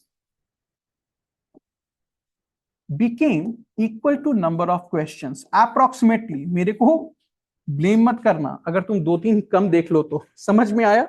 It means if 27 questions have been asked, तुमको as many as 22, 23, 24 पैसेज मिलेंगे ही मिलेंगे। 2017 में हो सकता है 27 क्वेश्चन पूछा गया हो, 25 पैसेज तुमको पूछ दिया गया हो, तो उसको पैसेज कहो या वर्बल एबिलिटी का सेक्शन के तौर पे इस्तेमाल करो, उसको देखो, वो सब आपका नजरिया है। समझ में आया? आई मीन टू से धीरे धीरे जो ट्रेंड बढ़ता गया है, यूपीएससी जो करता गया, तो बड़े पैसेज घटते घटते इस साइज के आए हैं, क्वेश्चन का साइज यही रहा है। समझ में आया? तो कहने का मतलब है आपके नंबर ऑफ क्वेश्चंस पर पैसेज घटे हैं, और वो 1 आउट ऑफ 1 आ गया है। धीरे धीरे ट्रेंड आया है। फिर इधर भी यही ट्रेंड था 2018 में, 19 में, 20 में, 21 में, 22 में लाइकवाइज। फिर अभी ऐसा धीरे धीरे है कि नहीं पूछा जाने लगा है, बीच बीच में 2 क्वेश्चन का भी पूछा जाने लगा है पैसेज। तो ऑल टुगेदर मान के चलो कि लगभग 18 पैसेज आएंगे, और आपको टोटल जो है 25 क्वेश्चंस के लगभग 26 क्वेश्चंस के लगभग आपको अटेम्प्ट करना होगा in the year 2025 CSAT. Approximate idea मैं अपना दे रहा हूं। तो ये पूरा ट्रेंड है, और डिफिकल्टी लेवल मैं कहूं तो ये सबसे इंपॉर्टेंट पार्ट है। ये एक ऐसा सेक्शन है जिसमें वैराइंग डिफिकल्टी लेवल वो तुम नहीं पाओगे। जैसे मैंने बताया था 2017 के क्वेश्चन बहुत डिफिकल्ट थे, एट्रीब्यूट नहीं किया था, वो मेजरली क्वांट को लेके थे और रीजनिंग के क्वेश्चन को भी लेके थे। 2017 का जो मैं डिफिकल्ट कहा था, तो ऐसा नहीं कहा था कि वो केवल रीडिंग कॉम्प्रिहेंशन सेक्शन को लेके था, दैट वाज अनडुएबल, ऐसा नहीं रहा है। रीडिंग कॉम्प्रिहेंशन के क्वेश्चन हर साल डुएबल रहे हैं, यानी 2024 में भी उस तरह के क्वेश्चन थे जिस तरह के क्वेश्चन आपको 2023 में थे। तो वो जो अनप्रिडिक्टेबिलिटी है डिफिकल्टी लेवल में, वो बहुत कम रेंज में वैरी करती है as far as reading comprehension is concern. यानी एक तरह का क्वेश्चन लगभग तुमको देखने को मिलेगा। हाँ, किसी किसी साल ऐसा रहा होगा कि पिछले साल की तुलना में थोड़ा डिफिकल्टी लेवल ज्यादा है या कम है, लेकिन बहुत ज्यादा और बहुत कम ऐसा कभी नहीं होगा as far as reading comprehension is concern. यही आज तक का ट्रेंड कहता है। समझ में आ गया? This was the overall analysis. अभी कोई क्वेश्चन है? अब चले स्ट्रेट फॉरवर्ड। अब जो चैप्टर बड़े मजेदार तरीके से हम लोग करेंगे, ये सब चीज आप जानते भी होगे लेकिन कभी अच्छे से कॉपी में लिख के उसको संग्रहित नहीं किए होगे। ये सब पार्ट इंपॉर्टेंट है, ठीक है? जो जो पार्ट अभी मैं कराऊंगा का इंप्लीकेशन है, हर से क्वेश्चन आज तक पूछे जाते रहे हैं। तो अब कॉन्सेप्ट बिल्डअप का टाइम है, ठीक है? तो जो 10th तक मैथ्स रखे हो या जो बाद में भी मैथ्स रखे हो अपनी लाइफ में, वो सब तैयार हो जाए। Completely new type of things आपको यहाँ देखने को मिलेंगे, या अगर ओल्ड भी लगे तो आपको उस क्षेत्र में मगअप करने की जरूरत बिल्कुल है, क्योंकि यूपीएससी किसी भी तरह के सवाल पूछ सकता है। आपका बेस अगर क्लियर है, बेस मजबूत है, then there is no looking back, you will be definitely attempting all those questions, there isn't any point कि वो डिफिकल्टी लेवल आपको परेशान करेगा। All together shall I start? All right, so we are starting with one portion, that is number system. Shall I go? Shall I go?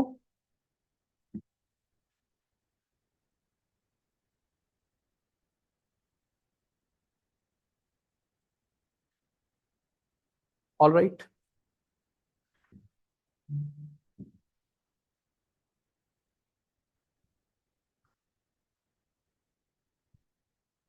चलो। तो सबसे पहला part जो है वो है आपका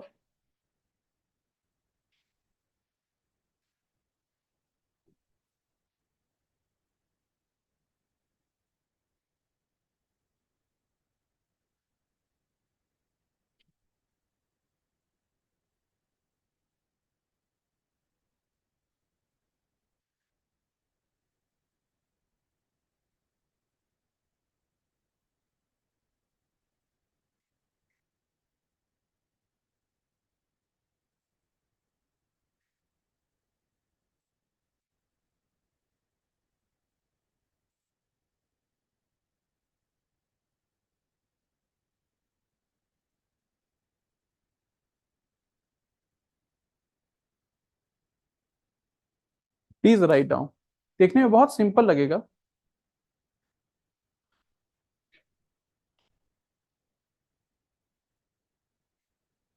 नंबर ऑफ नंबर्स और नंबर ऑफ एंटिटीज लिख सकते हैं। Number of numbers oblique entities from x to y is equal to y minus x plus 1, and number of numbers between x and y is y minus x minus 1। सब लोग लिख लिए? ठीक है? हाँ, करना क्या, बस लिख लिए?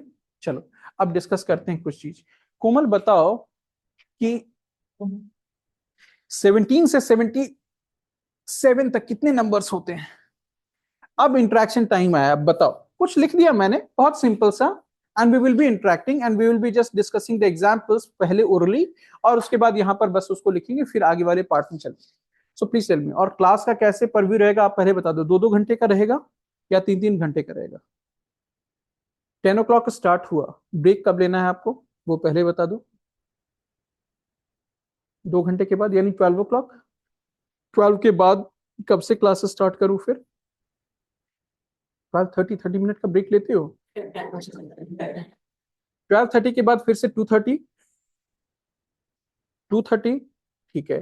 तो आज का 2:30 क्लास तक रखे आज, कल से थोड़ा एक्सटेंड मैं करूंगा, पहले ही बोल दे रहा हूँ, ठीक है? और क्लास जो है वो 9 से स्टार्ट कर दूं, मेरे लिए अच्छा रहेगा। हाँ, वोट करो, कितने लोग को 9 से क्लास चाहिए? सबको चाहिए, किसी को दिक्कत नहीं है ना? पिछले साल मुझे ऐसे कुछ लोग मिले थे जिनको देर से जाने में दिक्कत होती थी, आई मीन टू से 4 o'clock 5 o'clock उनको दिक्कत होती थी। वो 9 बजे आराम से आ सकते थे, लेकिन जो टाइम ज्यादा होता था ना, कुछ लोग ऐसे याद है मुझे जिनको जाने में ना वो जो ट्रांसपोर्ट सिस्टम जो भी यूज करते थे उसमें दिक्कत होती थी, उन्होंने क्लियरली बताया था, वो मुझे याद आ गया अभी 1 साल पहले की बात। तो 9 o'clock से शुरू करके मैं एक टाइम लिमिट लेता हूं कि आपका क्वांट प्लस रीजनिंग ऐसे चलेगा, ठीक है? एक सेक्शन में, एक पार्ट में जो मैं कर रहा हूं, 1 टॉपिक एट अ टाइम चलेगा। 2-2 चीज 3-3 चीज हम मिक्स करने वाले नहीं, ताकि एकदम डिस्क्रीट रहे, अलग रहे, ठीक है?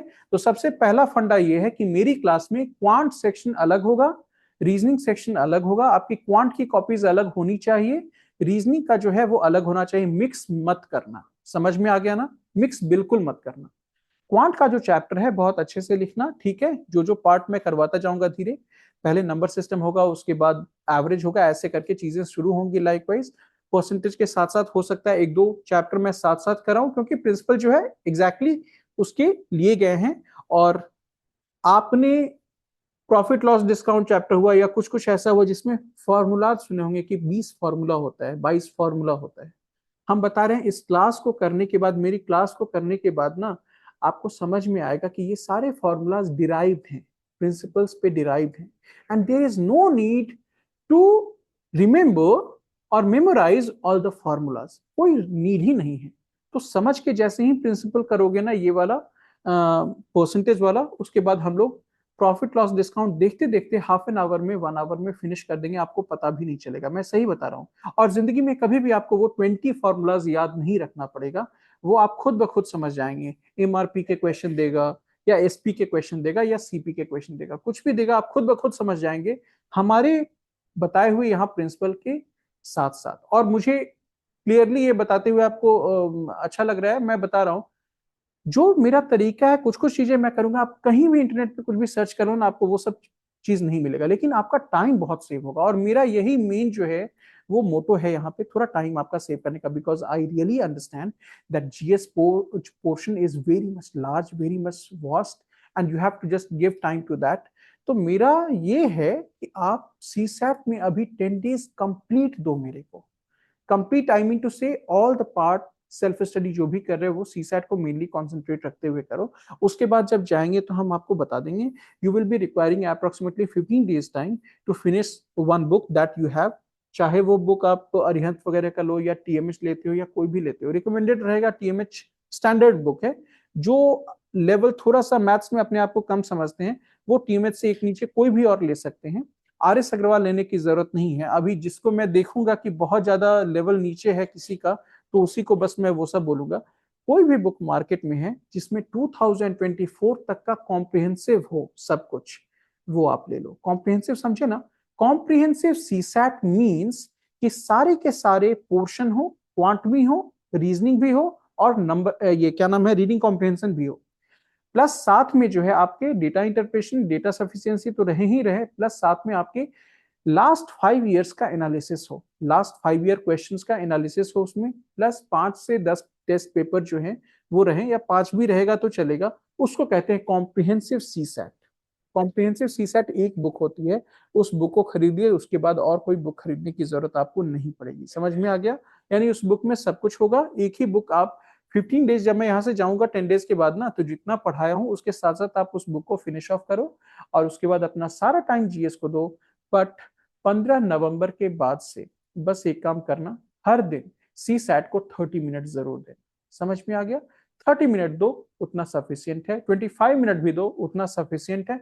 25 मिनट में आप कम से कम 15 क्वेश्चंस कर लोगे, वो इंपॉर्टेंट चीज है। और हमेशा एक बात का याद रखना, एक्स अमाउंट ऑफ टाइम जो आप एग्जामिनेशन में दे रहे हो for a fix number of question, for example 2 घंटे ही टाइम देता है यूपीएससी, और 80 क्वेश्चन आपको देता है, आपने अटेम्प्ट किया, चले गए।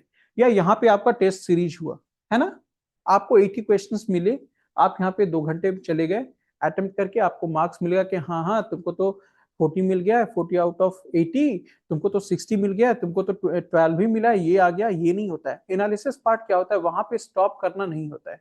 उसके बाद जो सॉल्यूशन होता है उसको अच्छे से देखना, समझना, ये होता है। और आपने किस क्वेश्चन में क्या क्या स्टेप पे गलतियां की वो भी समझना होता है। समझ में आ गया?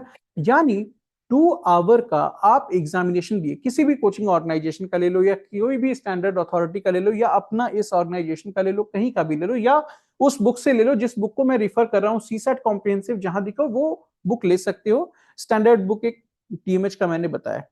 तो अगर आपने एक पूरा का पूरा पार्ट 80 क्वेश्चन का अटेम्प्ट किया, तो always understand that this 2 hour has nothing to do with mean sort of improvement as far as your own tradition is concern. क्या पार्ट होता है मैं बताता हूं। उस 80 क्वेश्चन को एनालिसिस करने में सॉल्यूशन पार्ट आपके सामने आया, आप कहां कहां क्वेश्चन नहीं अटेम्प्ट किए हो, आप कौन कौन सा वीक क्वेश्चन ऐसा था जिसको अटेम्प्ट नहीं किए, गलती से छूट गया, यानी वो करना चाहिए था। यानी प्रॉपर एनालिसिस करना, क्वेश्चन बाय क्वेश्चन अपने एक एक स्टेप्स को देखना, क्वेश्चन बाय क्वेश्चन उस सॉल्यूशन पार्ट को देखना और ये समझना कि आपका स्टेप तो इससे भी इजी था, हमको वही स्टिक करना है। समझ में आया? बहुत सारी जगह आपको इतना लेंदी लेंदी सॉल्यूशंस देगा और बहुत सारी जगह जो है बहुत कम देगा, वो आपको डिसिफर करना है। आपको लगेगा कि नहीं, मेरा वाला मेथड जो है, शायद सर का बताया हुआ मेथड मैंने यहाँ इस्तेमाल किया है, बहुत इजीली और बहुत आराम से ये चीज हो गया और सॉल्यूशन में बिना मतलब कि इतना ज्यादा क्या हुआ। तो ये एनालिसिस पार्ट हुआ। अगर आपको लग रहा है सॉल्यूशन पार्ट बहुत इजी था, ये पार्ट मैंने मिस कर दिया, तो उसको क्या कहते हैं? Proper analysis. Am I correct? तो 80 क्वेश्चन का वो जो क्वेश्चन पेपर अटेम्प्ट किया, उसको उसके बाद 2 घंटे की जगह कम से कम 4 घंटे देके आप पूरा अच्छे से एनालिसिस किए हो, उसको कहते हैं कंप्लीट इंप्रूवमेंट। समझ में आया? यानी अगर 80 क्वेश्चन में से 40 क्वेश्चन को आपने अटेम्प्ट किया था, 40 क्वेश्चन नॉन अटेम्प्टेड रह गया, तो उस क्वेश्चन को सबसे पहले आपने बनाया, और जो 40 क्वेश्चन अटेम्प्टेड क्वेश्चन वाले थे उसका भी एनालिसिस आपने अच्छे से किया, तब जाके आपकी पूरी की पूरी तैयारी अच्छे से अच्छे दिशा में हो पाएगी। ठीक है? तो ये वाला बहुत इजी था। तो मैंने एक कोमल को सवाल दिया था, हाँ, क्या सवाल था? 17 से लेके 67, 17 to 67, how many numbers are there? 67, 17 to 67, how many numbers are there? 50 numbers are there? 50 या 51? 40? तुम्हारा तो आंसर ही अलग आया।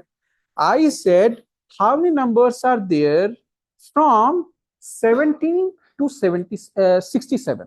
17 to 67, 17 से लेके 67 तक कितने नंबर्स होते हैं? सुनने में बड़ा आसान हुआ, तुरंत बता दिए कि 50 होता है ना? लेकिन 50 नहीं होता है। 51 numbers are there from 16 to, क्या बोला था, 17 टू 67 लाइकवाइज। तो कहने का मतलब, अगर कोमल को मैं बोलूं कि 1 से लेके 5 तक कितने नंबर्स होते हैं बताओ, तो कोमल बोलेगी, फटाफट देख लेगी उंगली और बताएगी 5, बोलेगी ना। कैसे आया ये? Upper limit minus lower limit plus 1, यानी इन दोनों को अगर इंक्लूड करना है, 1 to 5 टोटल नंबर्स इंक्लूड करना है, तो मुझे 1 को भी इंक्लूड करना है और 5 को भी इंक्लूड करना है। तो क्या होगा हमारा answer? Upper limit minus lower limit plus 1। यानी ये अगर 67 है, ये अगर 17 है, तो मेरा आंसर क्या हो जाएगा? 67 माइनस 17 प्लस 1। गेटिंग और नॉट गेटिंग? है ना? बहुत सिंपल। 5 माइनस 1 प्लस 1, यानी कि 5 numbers are there from 1 to 5। अब वहीं पर क्वेश्चन आएगा कि 1 से 5 के बीच, 1 और 5 के बीच में कितने सारे नंबर्स हैं? तो फटाफट बोल दोगे 3। यहीं पे मैं बोलूं वही पास्ट वाला क्वेश्चन कि 17 एंड 67 के बीच में कितने सारे नंबर्स हैं बताओ? What should be the answer? Upper limit minus lower limit minus 1। यानी यहां और यहां के बीच में कितने हैं? तो इनको भी घटाना पड़ेगा और इनको भी घटाना पड़ेगा, यानी 1 2 3 केवल। कैसे आया? अपर लिमिट यानी 5, लोअर लिमिट यानी कि 1, 5 minus 1 minus 1। Am I correct और not? 3 numbers are there. Got it ना? बहुत सिंपल है ना? अब बात आती है इसी में किस तरह के क्वेश्चंस जो है वो आपको टैकल करने हैं। तो एक एग्जांपल मैं दे रहा हूं। How many even numbers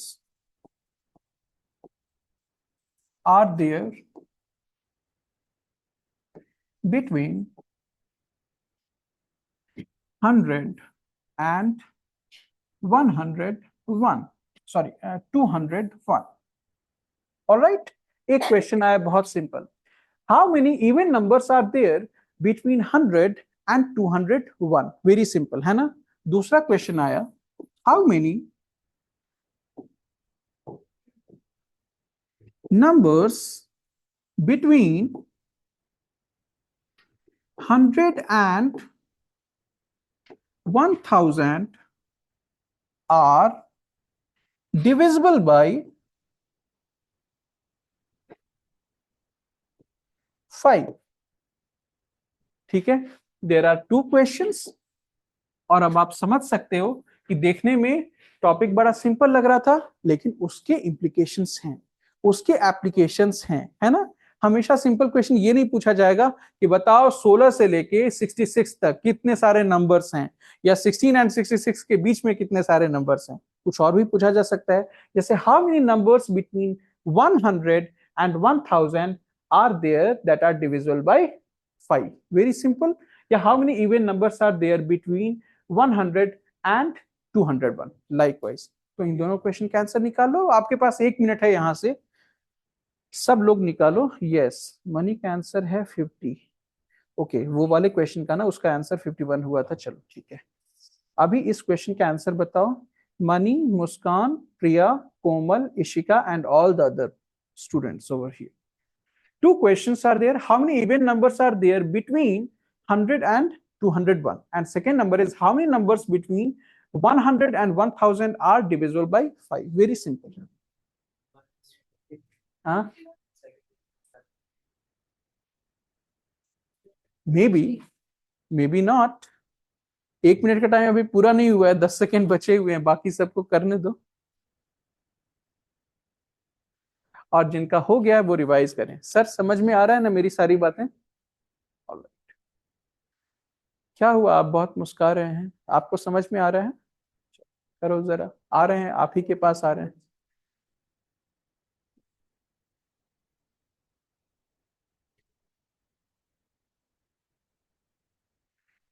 attempt करो, कोशिश करो at least.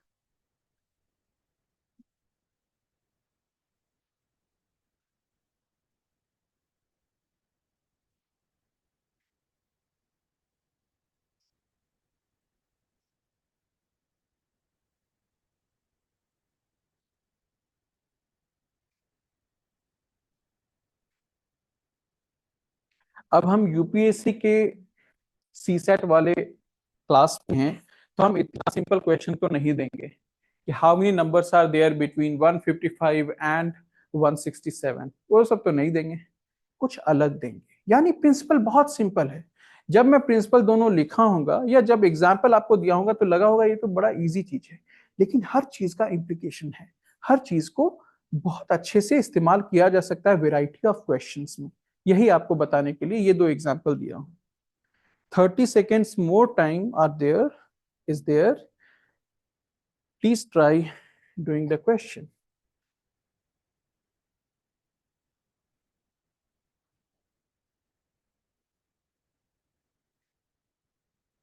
So shall we start? चलो, ये प्रिंसिपल जो है वो लिखे रहते हैं, उसको मिटाते नहीं है। और सबसे पहले इस क्वेश्चन को डील करते हैं, जरा देखना ध्यान से। मैं एक सीरीज लिख रहा हूं, बताना कि क्या मैं करेक्ट हूं हाँ या ना। सो द सीरीज इज 102,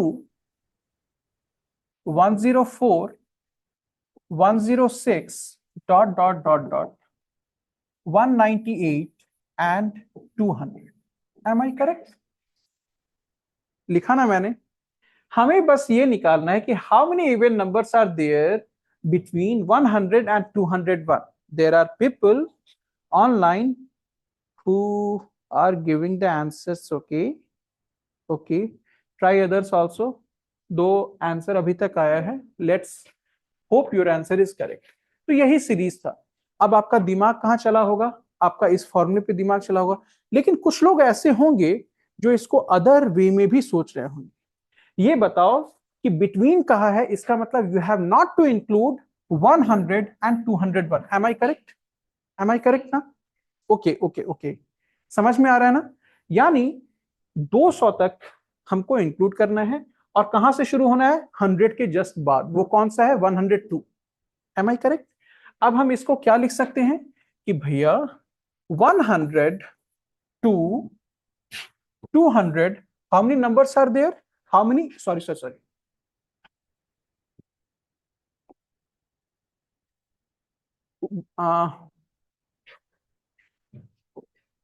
2, 4, यहां से लेके 200 तक कितने सारे इवन नंबर्स हैं? 100 even numbers. So there are 100 even numbers till 200, and how many numbers are there till 100? जरा बताना, how many even numbers are there till 100? सबको पता है 50 नंबर्स आर देयर। तो आपको यहां से यहां ही तो निकालना है। Answer is simple, 100 minus this 50 means 50। Am I correct? अब इस क्वेश्चन को दूसरे तरीके से देखते हैं, जरा देख। इसको हम यहां पे लिख सकते हैं लाइक, प्लीज लिसन, इस नंबर को ध्यान से देखो, क्या लिखेंगे जरा बताना। 2 into 51, am I correct? 2 into 52, am I correct? This is the second method, okay? 2 into 53, am I correct? यही हो रहा है ना, देखो ना जरा, 2 into 51, 2 into 52, 2 into 53, है ना? ऐसे करते करते कहां तक जा रहा है? 2 into 99, 2 into 100। देखो तो जरा, 2 सब जगह कॉमन है ना? क्या बढ़ रहा है? 51 से बढ़ के कहां तक जा रहा है? 100। Then the answer is what? Upper limit यानी कि 100, ये वाला, माइनस लोअर लिमिट यानी कि 51 plus 1 is equal to what? 50 is the answer. Am I correct और नॉट? तो दो मेथड से हम लोगों ने सिंपल सा क्वेश्चन कर लिया। ये बहुत पॉपुलर टाइप क्वेश्चन था, इसको अपने अपने लैंग्वेज में लिख लो। कोई प्रॉब्लम है तो पूछ सकते हो, मुझे लगता है कोई प्रॉब्लम होगा नहीं। Why? Because all people know over here that there are 100 even numbers till 200 and there are 50 even numbers till 100। तो 100 minus 50, 50 is the simple answer। या वो जो कॉमन वाला किए हैं, कोई इग्नोर मत करना, लिखना जरूर। इतने बेहतरीन क्वेश्चन इस प्रिंसिपल पे आएंगे ना, आपको पता चलेगा कि ये कॉमन कितना सारा आपका काम किया है। सो देयर आर 2 मेथड्स, हर मेथड को देखना जरूरी है ना? इसमें सब, इस सीरीज में हर जगह 2 कॉमन है, तो बढ़ क्या रहा है? 51, 52, 53, 54, ऐसे करते करते कहां तक जा रहा है? 100 तक जा रहा है। सबको पता चल गया 50 नंबर्स हैं यहाँ पे, है ना? Upper limit minus lower limit plus 1, क्योंकि क्या बोला है? यहां से लेके यहां तक सारे नंबर्स को लेना है, फ्रॉम हियर टू हियर। इसका मतलब कहां गया? From word. ये वाला हमको फॉर्मूला आजमाना है, ठीक है? अभी सब पार्ट हम रब करेंगे, but this second question will remain where it is exactly, है ना? हाँ, क्या है आंसर? सेकंड का आंसर आपका क्या बोला आपने? 171, 179। तो one option is 179 that I have got off the second question. मुझे लग रहा है ऑनलाइन स्टूडेंट्स में से भी किसी ने बताया। कोमल ने बताया आंसर 199। अरे ये कोमल डिफरेंट है ना, तुम कमल हो ना? यस, हाँ। और मनी ने आंसर बताया क्वेश्चन 2 का 180। So we have got 3 options और फोर्थ ऑप्शन मेरा है। देख लो भाई, पहला ऑप्शन है 199, second option 180, third option 179 and fourth option is none of these.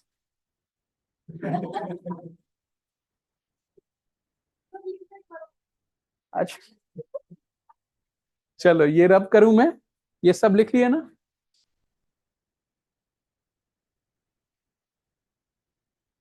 हाँ, जरा क्वेश्चन बताना मुझे, क्या है question? Between 100 and 1000, between, yes, 100 and 1000, am I correct? That are divisible by 5, यही है ना? तो हमें सबसे पहला नंबर लेना है जो 5 से डिविजिबल है, जिसे हमें काउंट जरूर करना है। वो क्या है? हाँ, तो 105 हुआ पहला नंबर, दूसरा क्या हुआ? 110 हुआ। ऐसे ही करते करते लास्ट वाला नंबर क्या होगा? 995, am I correct? So 990 comma 995, ठीक है? Now this can be written as 5 into, bracket में मैंने ले लिया है, बाकी सारा सीरीज को चलेगा ना, यानी सारा का सारा 5 से है। तो अब बताओ ये क्या हो जाएगा? 21 कॉमा ये 22, ऐसे करते करते कहां तक जाएगा जरा बताओ? 5 से करो डिवाइड, 5 1 जा 5, 4 9, 5 9 जा 45, 4058 एंड 199।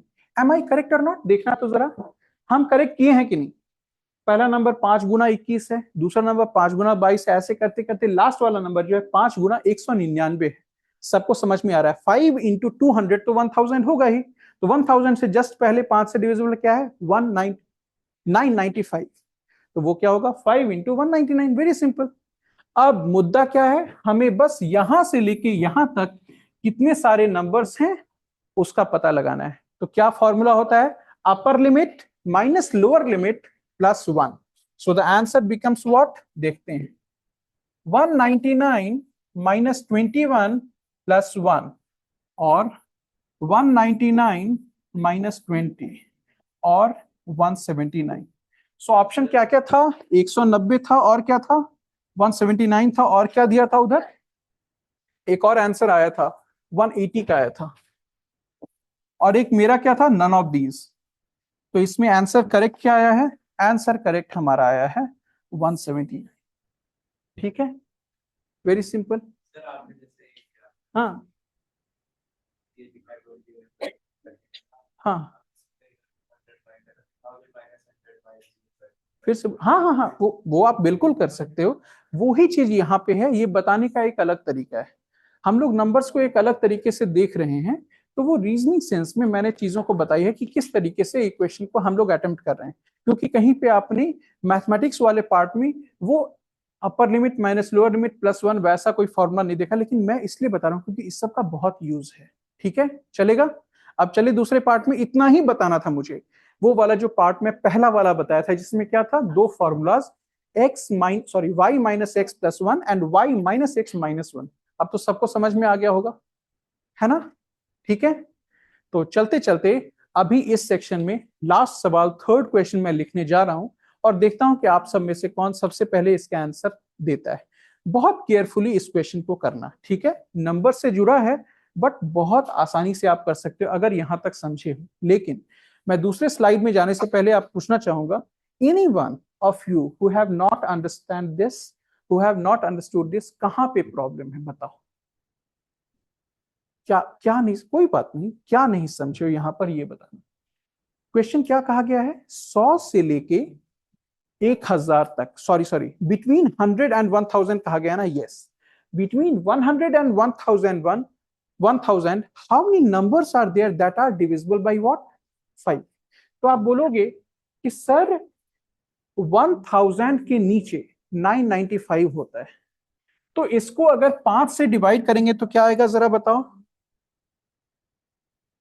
1000 को अगर 5 से डिवाइड करेंगे तो यहां क्या आता है? 200। Am I correct? आया ना? तो अगर 5 का टेबल पढ़ते जाएंगे तो ये आएगा 200 बार में। एम आई करेक्ट और नॉट? और शुरू वाला कहां से शुरू होता है? 5 से शुरू होता है। Am I correct? यानी 1 से लेके ये 200 नंबर तक का ये सारा का सारा खेला है। Am I correct? अब बोलो क्या कहा गया? ये क्या होता है? 5 का अगर करते जाओगे तो कहां तक आएगा? ये 5 इंटू 20 आता है। एम आई करेक्ट और नॉट? यानी 5 का अगर टेबल पढ़ते जा रहे हो तो 1 से लेके 20 तक आपको नहीं लेना है, क्योंकि बिटवीन 100 एंड 1000 है ना? तो 5 गुना 21 पहला लोगे, है ना? 5 गुना 21 यानी टेबल पढ़ते आप गए तो बाकी सबको कट कर दिए। समझ में आया? आप 521 जा जरूर काउंट किए, और कहां तक गए हो? आप 5200 जा नहीं जाके उससे एक पहले 5199 जा आप गए हो, और बोले होगा सर इस सब को हमको इंक्लूड करना है, यही हमारा आंसर है। तो हमारा आंसर क्या आया? यहां से हाथ में गिनती करते चले जाओ, या यहां से यहां तक कितने सारे नंबर्स हैं वो फॉर्मूला इस्तेमाल कर दो। तो what is the formula saying? Formula is saying upper limit minus lower limit +1, यानी यही हुआ यहाँ पे 191 माइनस 21 +1। तो इसको समझने का एक अलग तरीका था। समझ में आया ना? ओके, चलो please write down one question, इसको यहीं पे रहने देते हैं, तुम लोग लिख लेना इसको अपने लैंग्वेज में। The question is how many numbers between, how many numbers between 10 and 10 and 10 and 10 and 60? Yes, 10 and 60. How many numbers between 10 and 60 are either divisible by 3 or 4? Are either divisible by 3 or 4? आपके पास समय है सिर्फ 60 second. How many numbers between 10 and 60 are either divisible by 3 or 4? या तो 3 से, नहीं तो 4 से डिविजिबल कितने सारे नंबर हैं 10 से लेके 60 के बीच में? यही मैंने क्वेश्चन दिया है ना? कोई हाथ में गिनती बिल्कुल नहीं करेगा। हाँ okay, one option has come. ठीक है, एक बार अच्छे से रिवाइज कर लो। 28।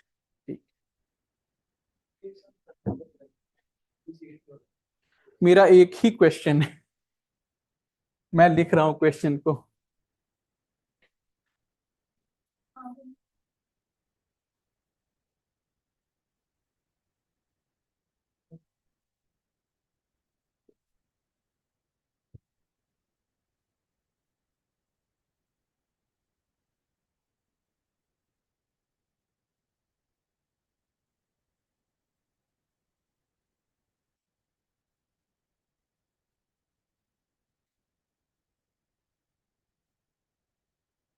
या 3 से नहीं तो 4 से डिविजिबल है, मेरा सिंपल सा क्वेश्चन। आप खुद से दिमाग लगाओ कि दोनों नंबर से भी डिविजिबल आपको काउंट करने हैं या उनको हटाने हैं, क्या करने हैं, नहीं करने हैं।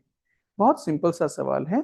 10 से लेके 60 तक, sorry, between 10 and 60, how many numbers are there जो या तो 3 से नहीं तो 4 से डिविजिबल होंगे?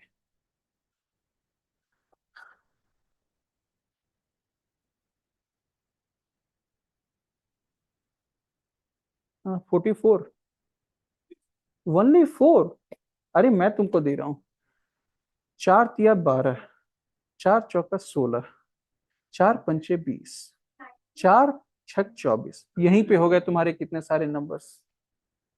33। एक ऑप्शन 33 आया, एक ऑप्शन क्या कहा था तुमने? 28। ठीक है, देखते हैं।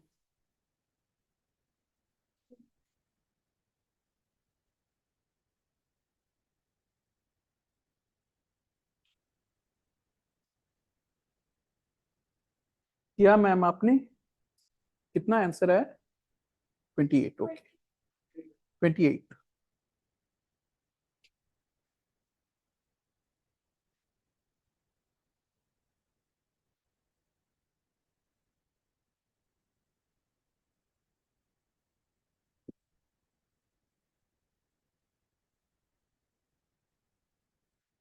Online students, please write the answer.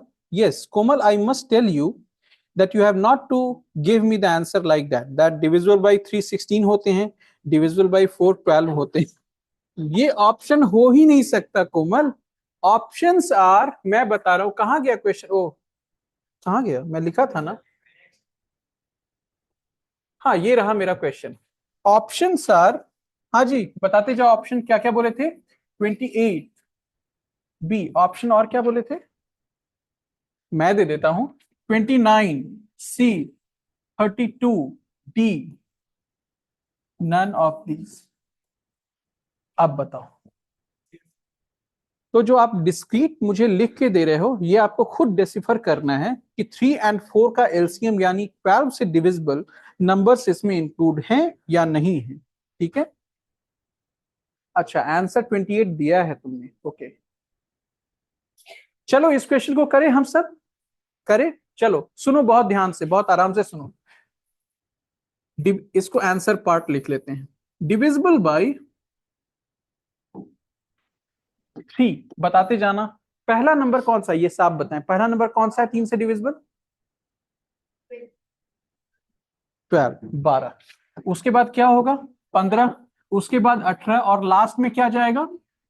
54, then 57। Yes, 60 आप ले नहीं सकते क्योंकि बिटवीन कहा गया है। Am I correct? पहले समझना, पहले समझना मेरी बात। आपको समय दिया था, अब आप देखो। मैंने पहला स्टेप क्या किया, केवल ये लिखा कि डिविजिबल बाय 3 कौन कौन है, पूरा, है ना। अब लिख रहा हूं डिविजिबल बाय 4। बताओ क्या क्या है। सबसे पहला कौन सा नंबर आएगा, आप ही बताओ। 12। उसके बाद क्या आएगा? 16। उसके बाद क्या आएगा? 20 डॉट डॉट डॉट, फिर क्या आएगा? 56 आएगा, यानी 52 लिख सकते हैं। उसके बाद क्या, 56 लिख सकते हैं, फिर स्टॉप हो जाएंगे। एम आई करेक्ट और नॉट, है ना? चलो अब देखो जरा, 12 इधर आ रहा है, 24 इसमें आ रहा है, समझ में आ रहा है? यानी कुछ बात तो है। ये सारे नंबर्स कॉमन आ रहे हैं, यानी कि हमारे पास कॉमन कौन कौन नंबर आया? 12, और क्या आएगा? 24 आएगा कॉमन, और आएगा क्या? 36 भी आएगा कॉमन, 48 भी आएगा common.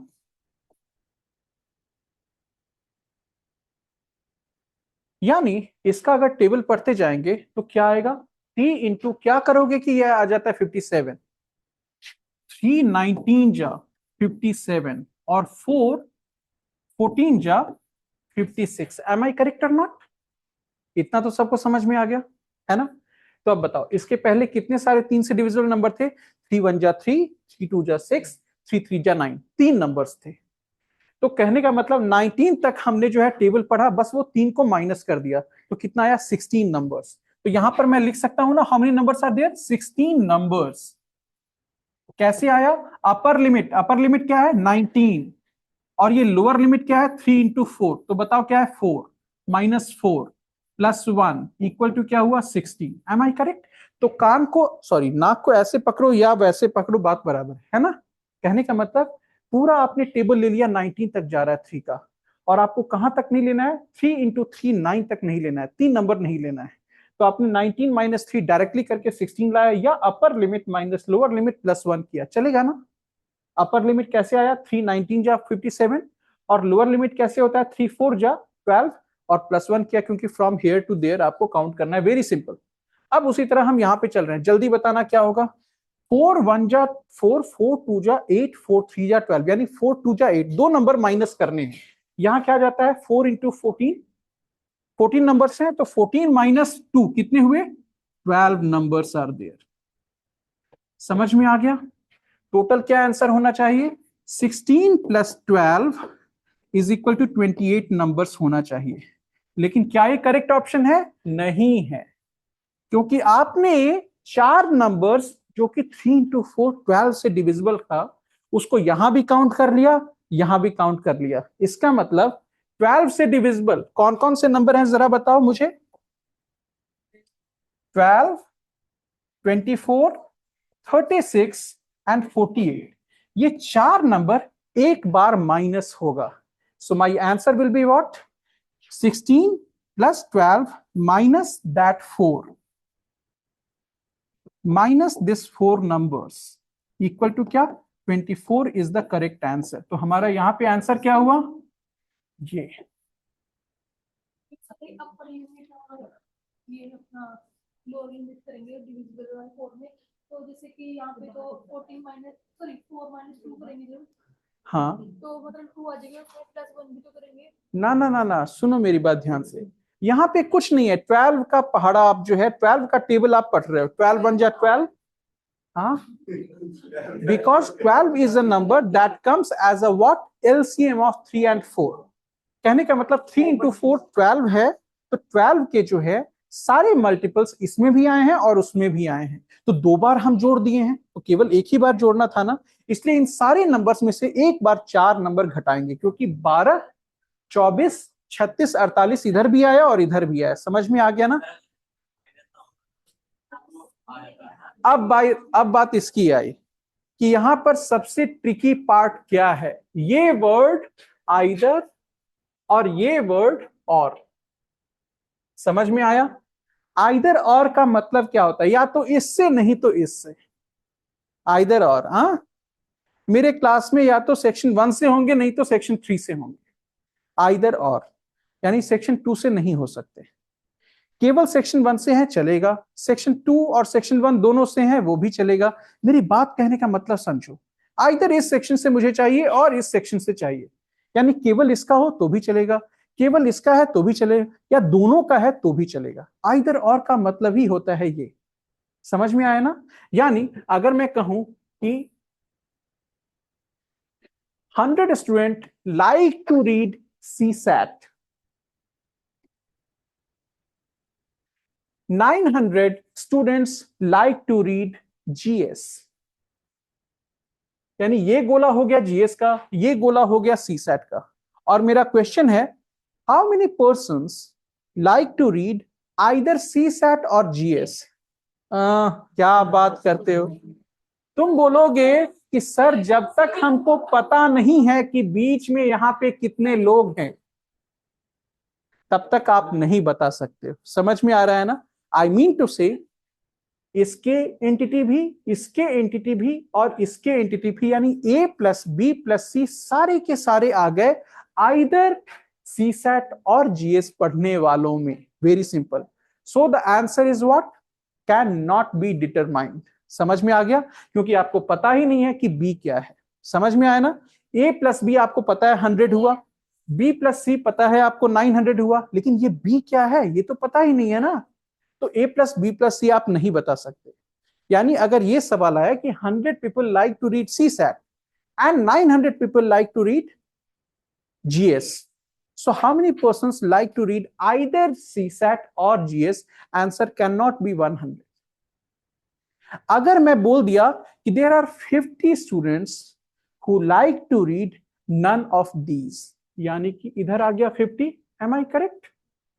And there are exactly 40 students who like to read both CSAT and ये क्या है GS, यानी इधर क्या आ गया 40 आ गया। अब पूछा गया कि कितने सारे लोग हैं जो या तो CSAT नहीं तो GS पढ़ना पसंद करते हैं, तो अब आप आंसर दे सकते हैं। And what is the answer? This plus this minus this, यानी टोटल आ गया कितने 1000 माइनस 40, यानी कि 960 students like to read either CSAT और GS। इसका कोई मतलब ही नहीं है। समझ में आ गया ना? आया कि नहीं आया? यानी अगर मैं कहा इसमें कितने सारे स्टूडेंट जो हैं GS या CSAT पढ़ना चाहते हैं, तो आप बोलोगे सर इन सब का योग कर दीजिए, वही आंसर है हमारा। बट इस पूरे का योग तो आया था 100 और इधर पूरे का आया था क्या 900, तो 900 से इसको माइनस करोगे तो क्या आएगा यहां पे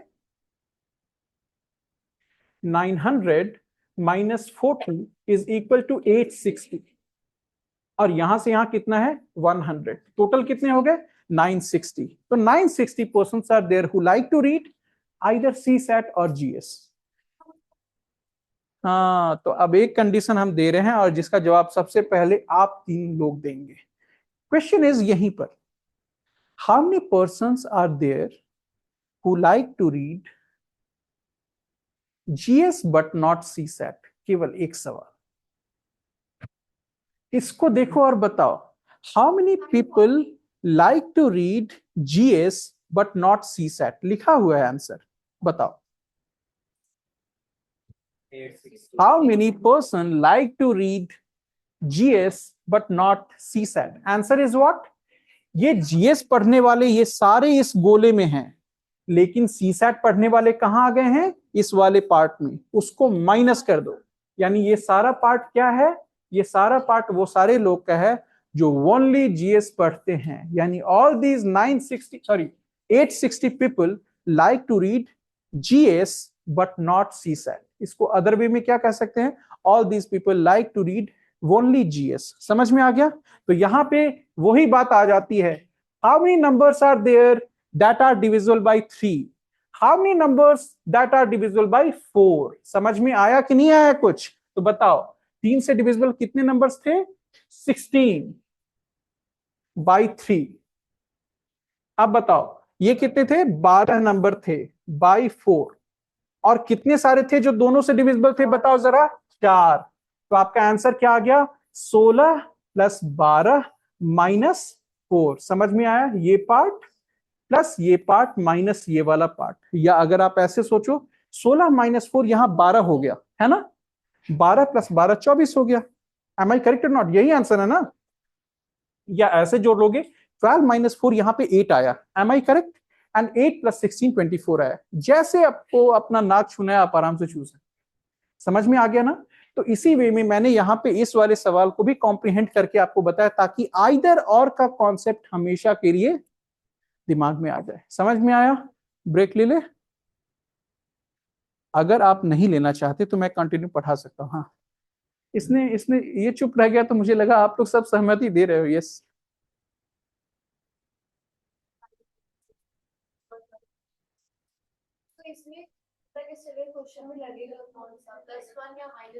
हाँ, तो अभी वही तो बोले, यहां पर देखो ना कहाँ गया ये वाला सीरीज। अब तुम जरा मुझे ये बताओ फ्रॉम 12 टू 57 है कि नहीं, हाँ या ना? यहां 12 से लेके 57 तक काउंट करने हैं, तो मैंने क्या बोला 12 से 57, तो यहां से आया ना 2 आया ना, यानी इसको भी काउंट करोगे इसको भी काउंट करोगे, upper limit minus lower limit plus 1। समझ में आया? यही चीज। Thank you.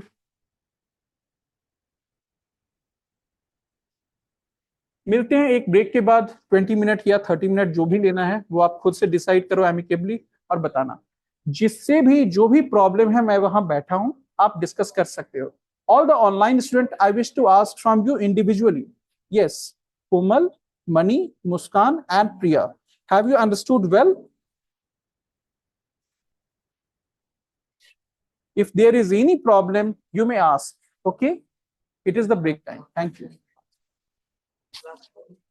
अरे वो मेरा काम नहीं है।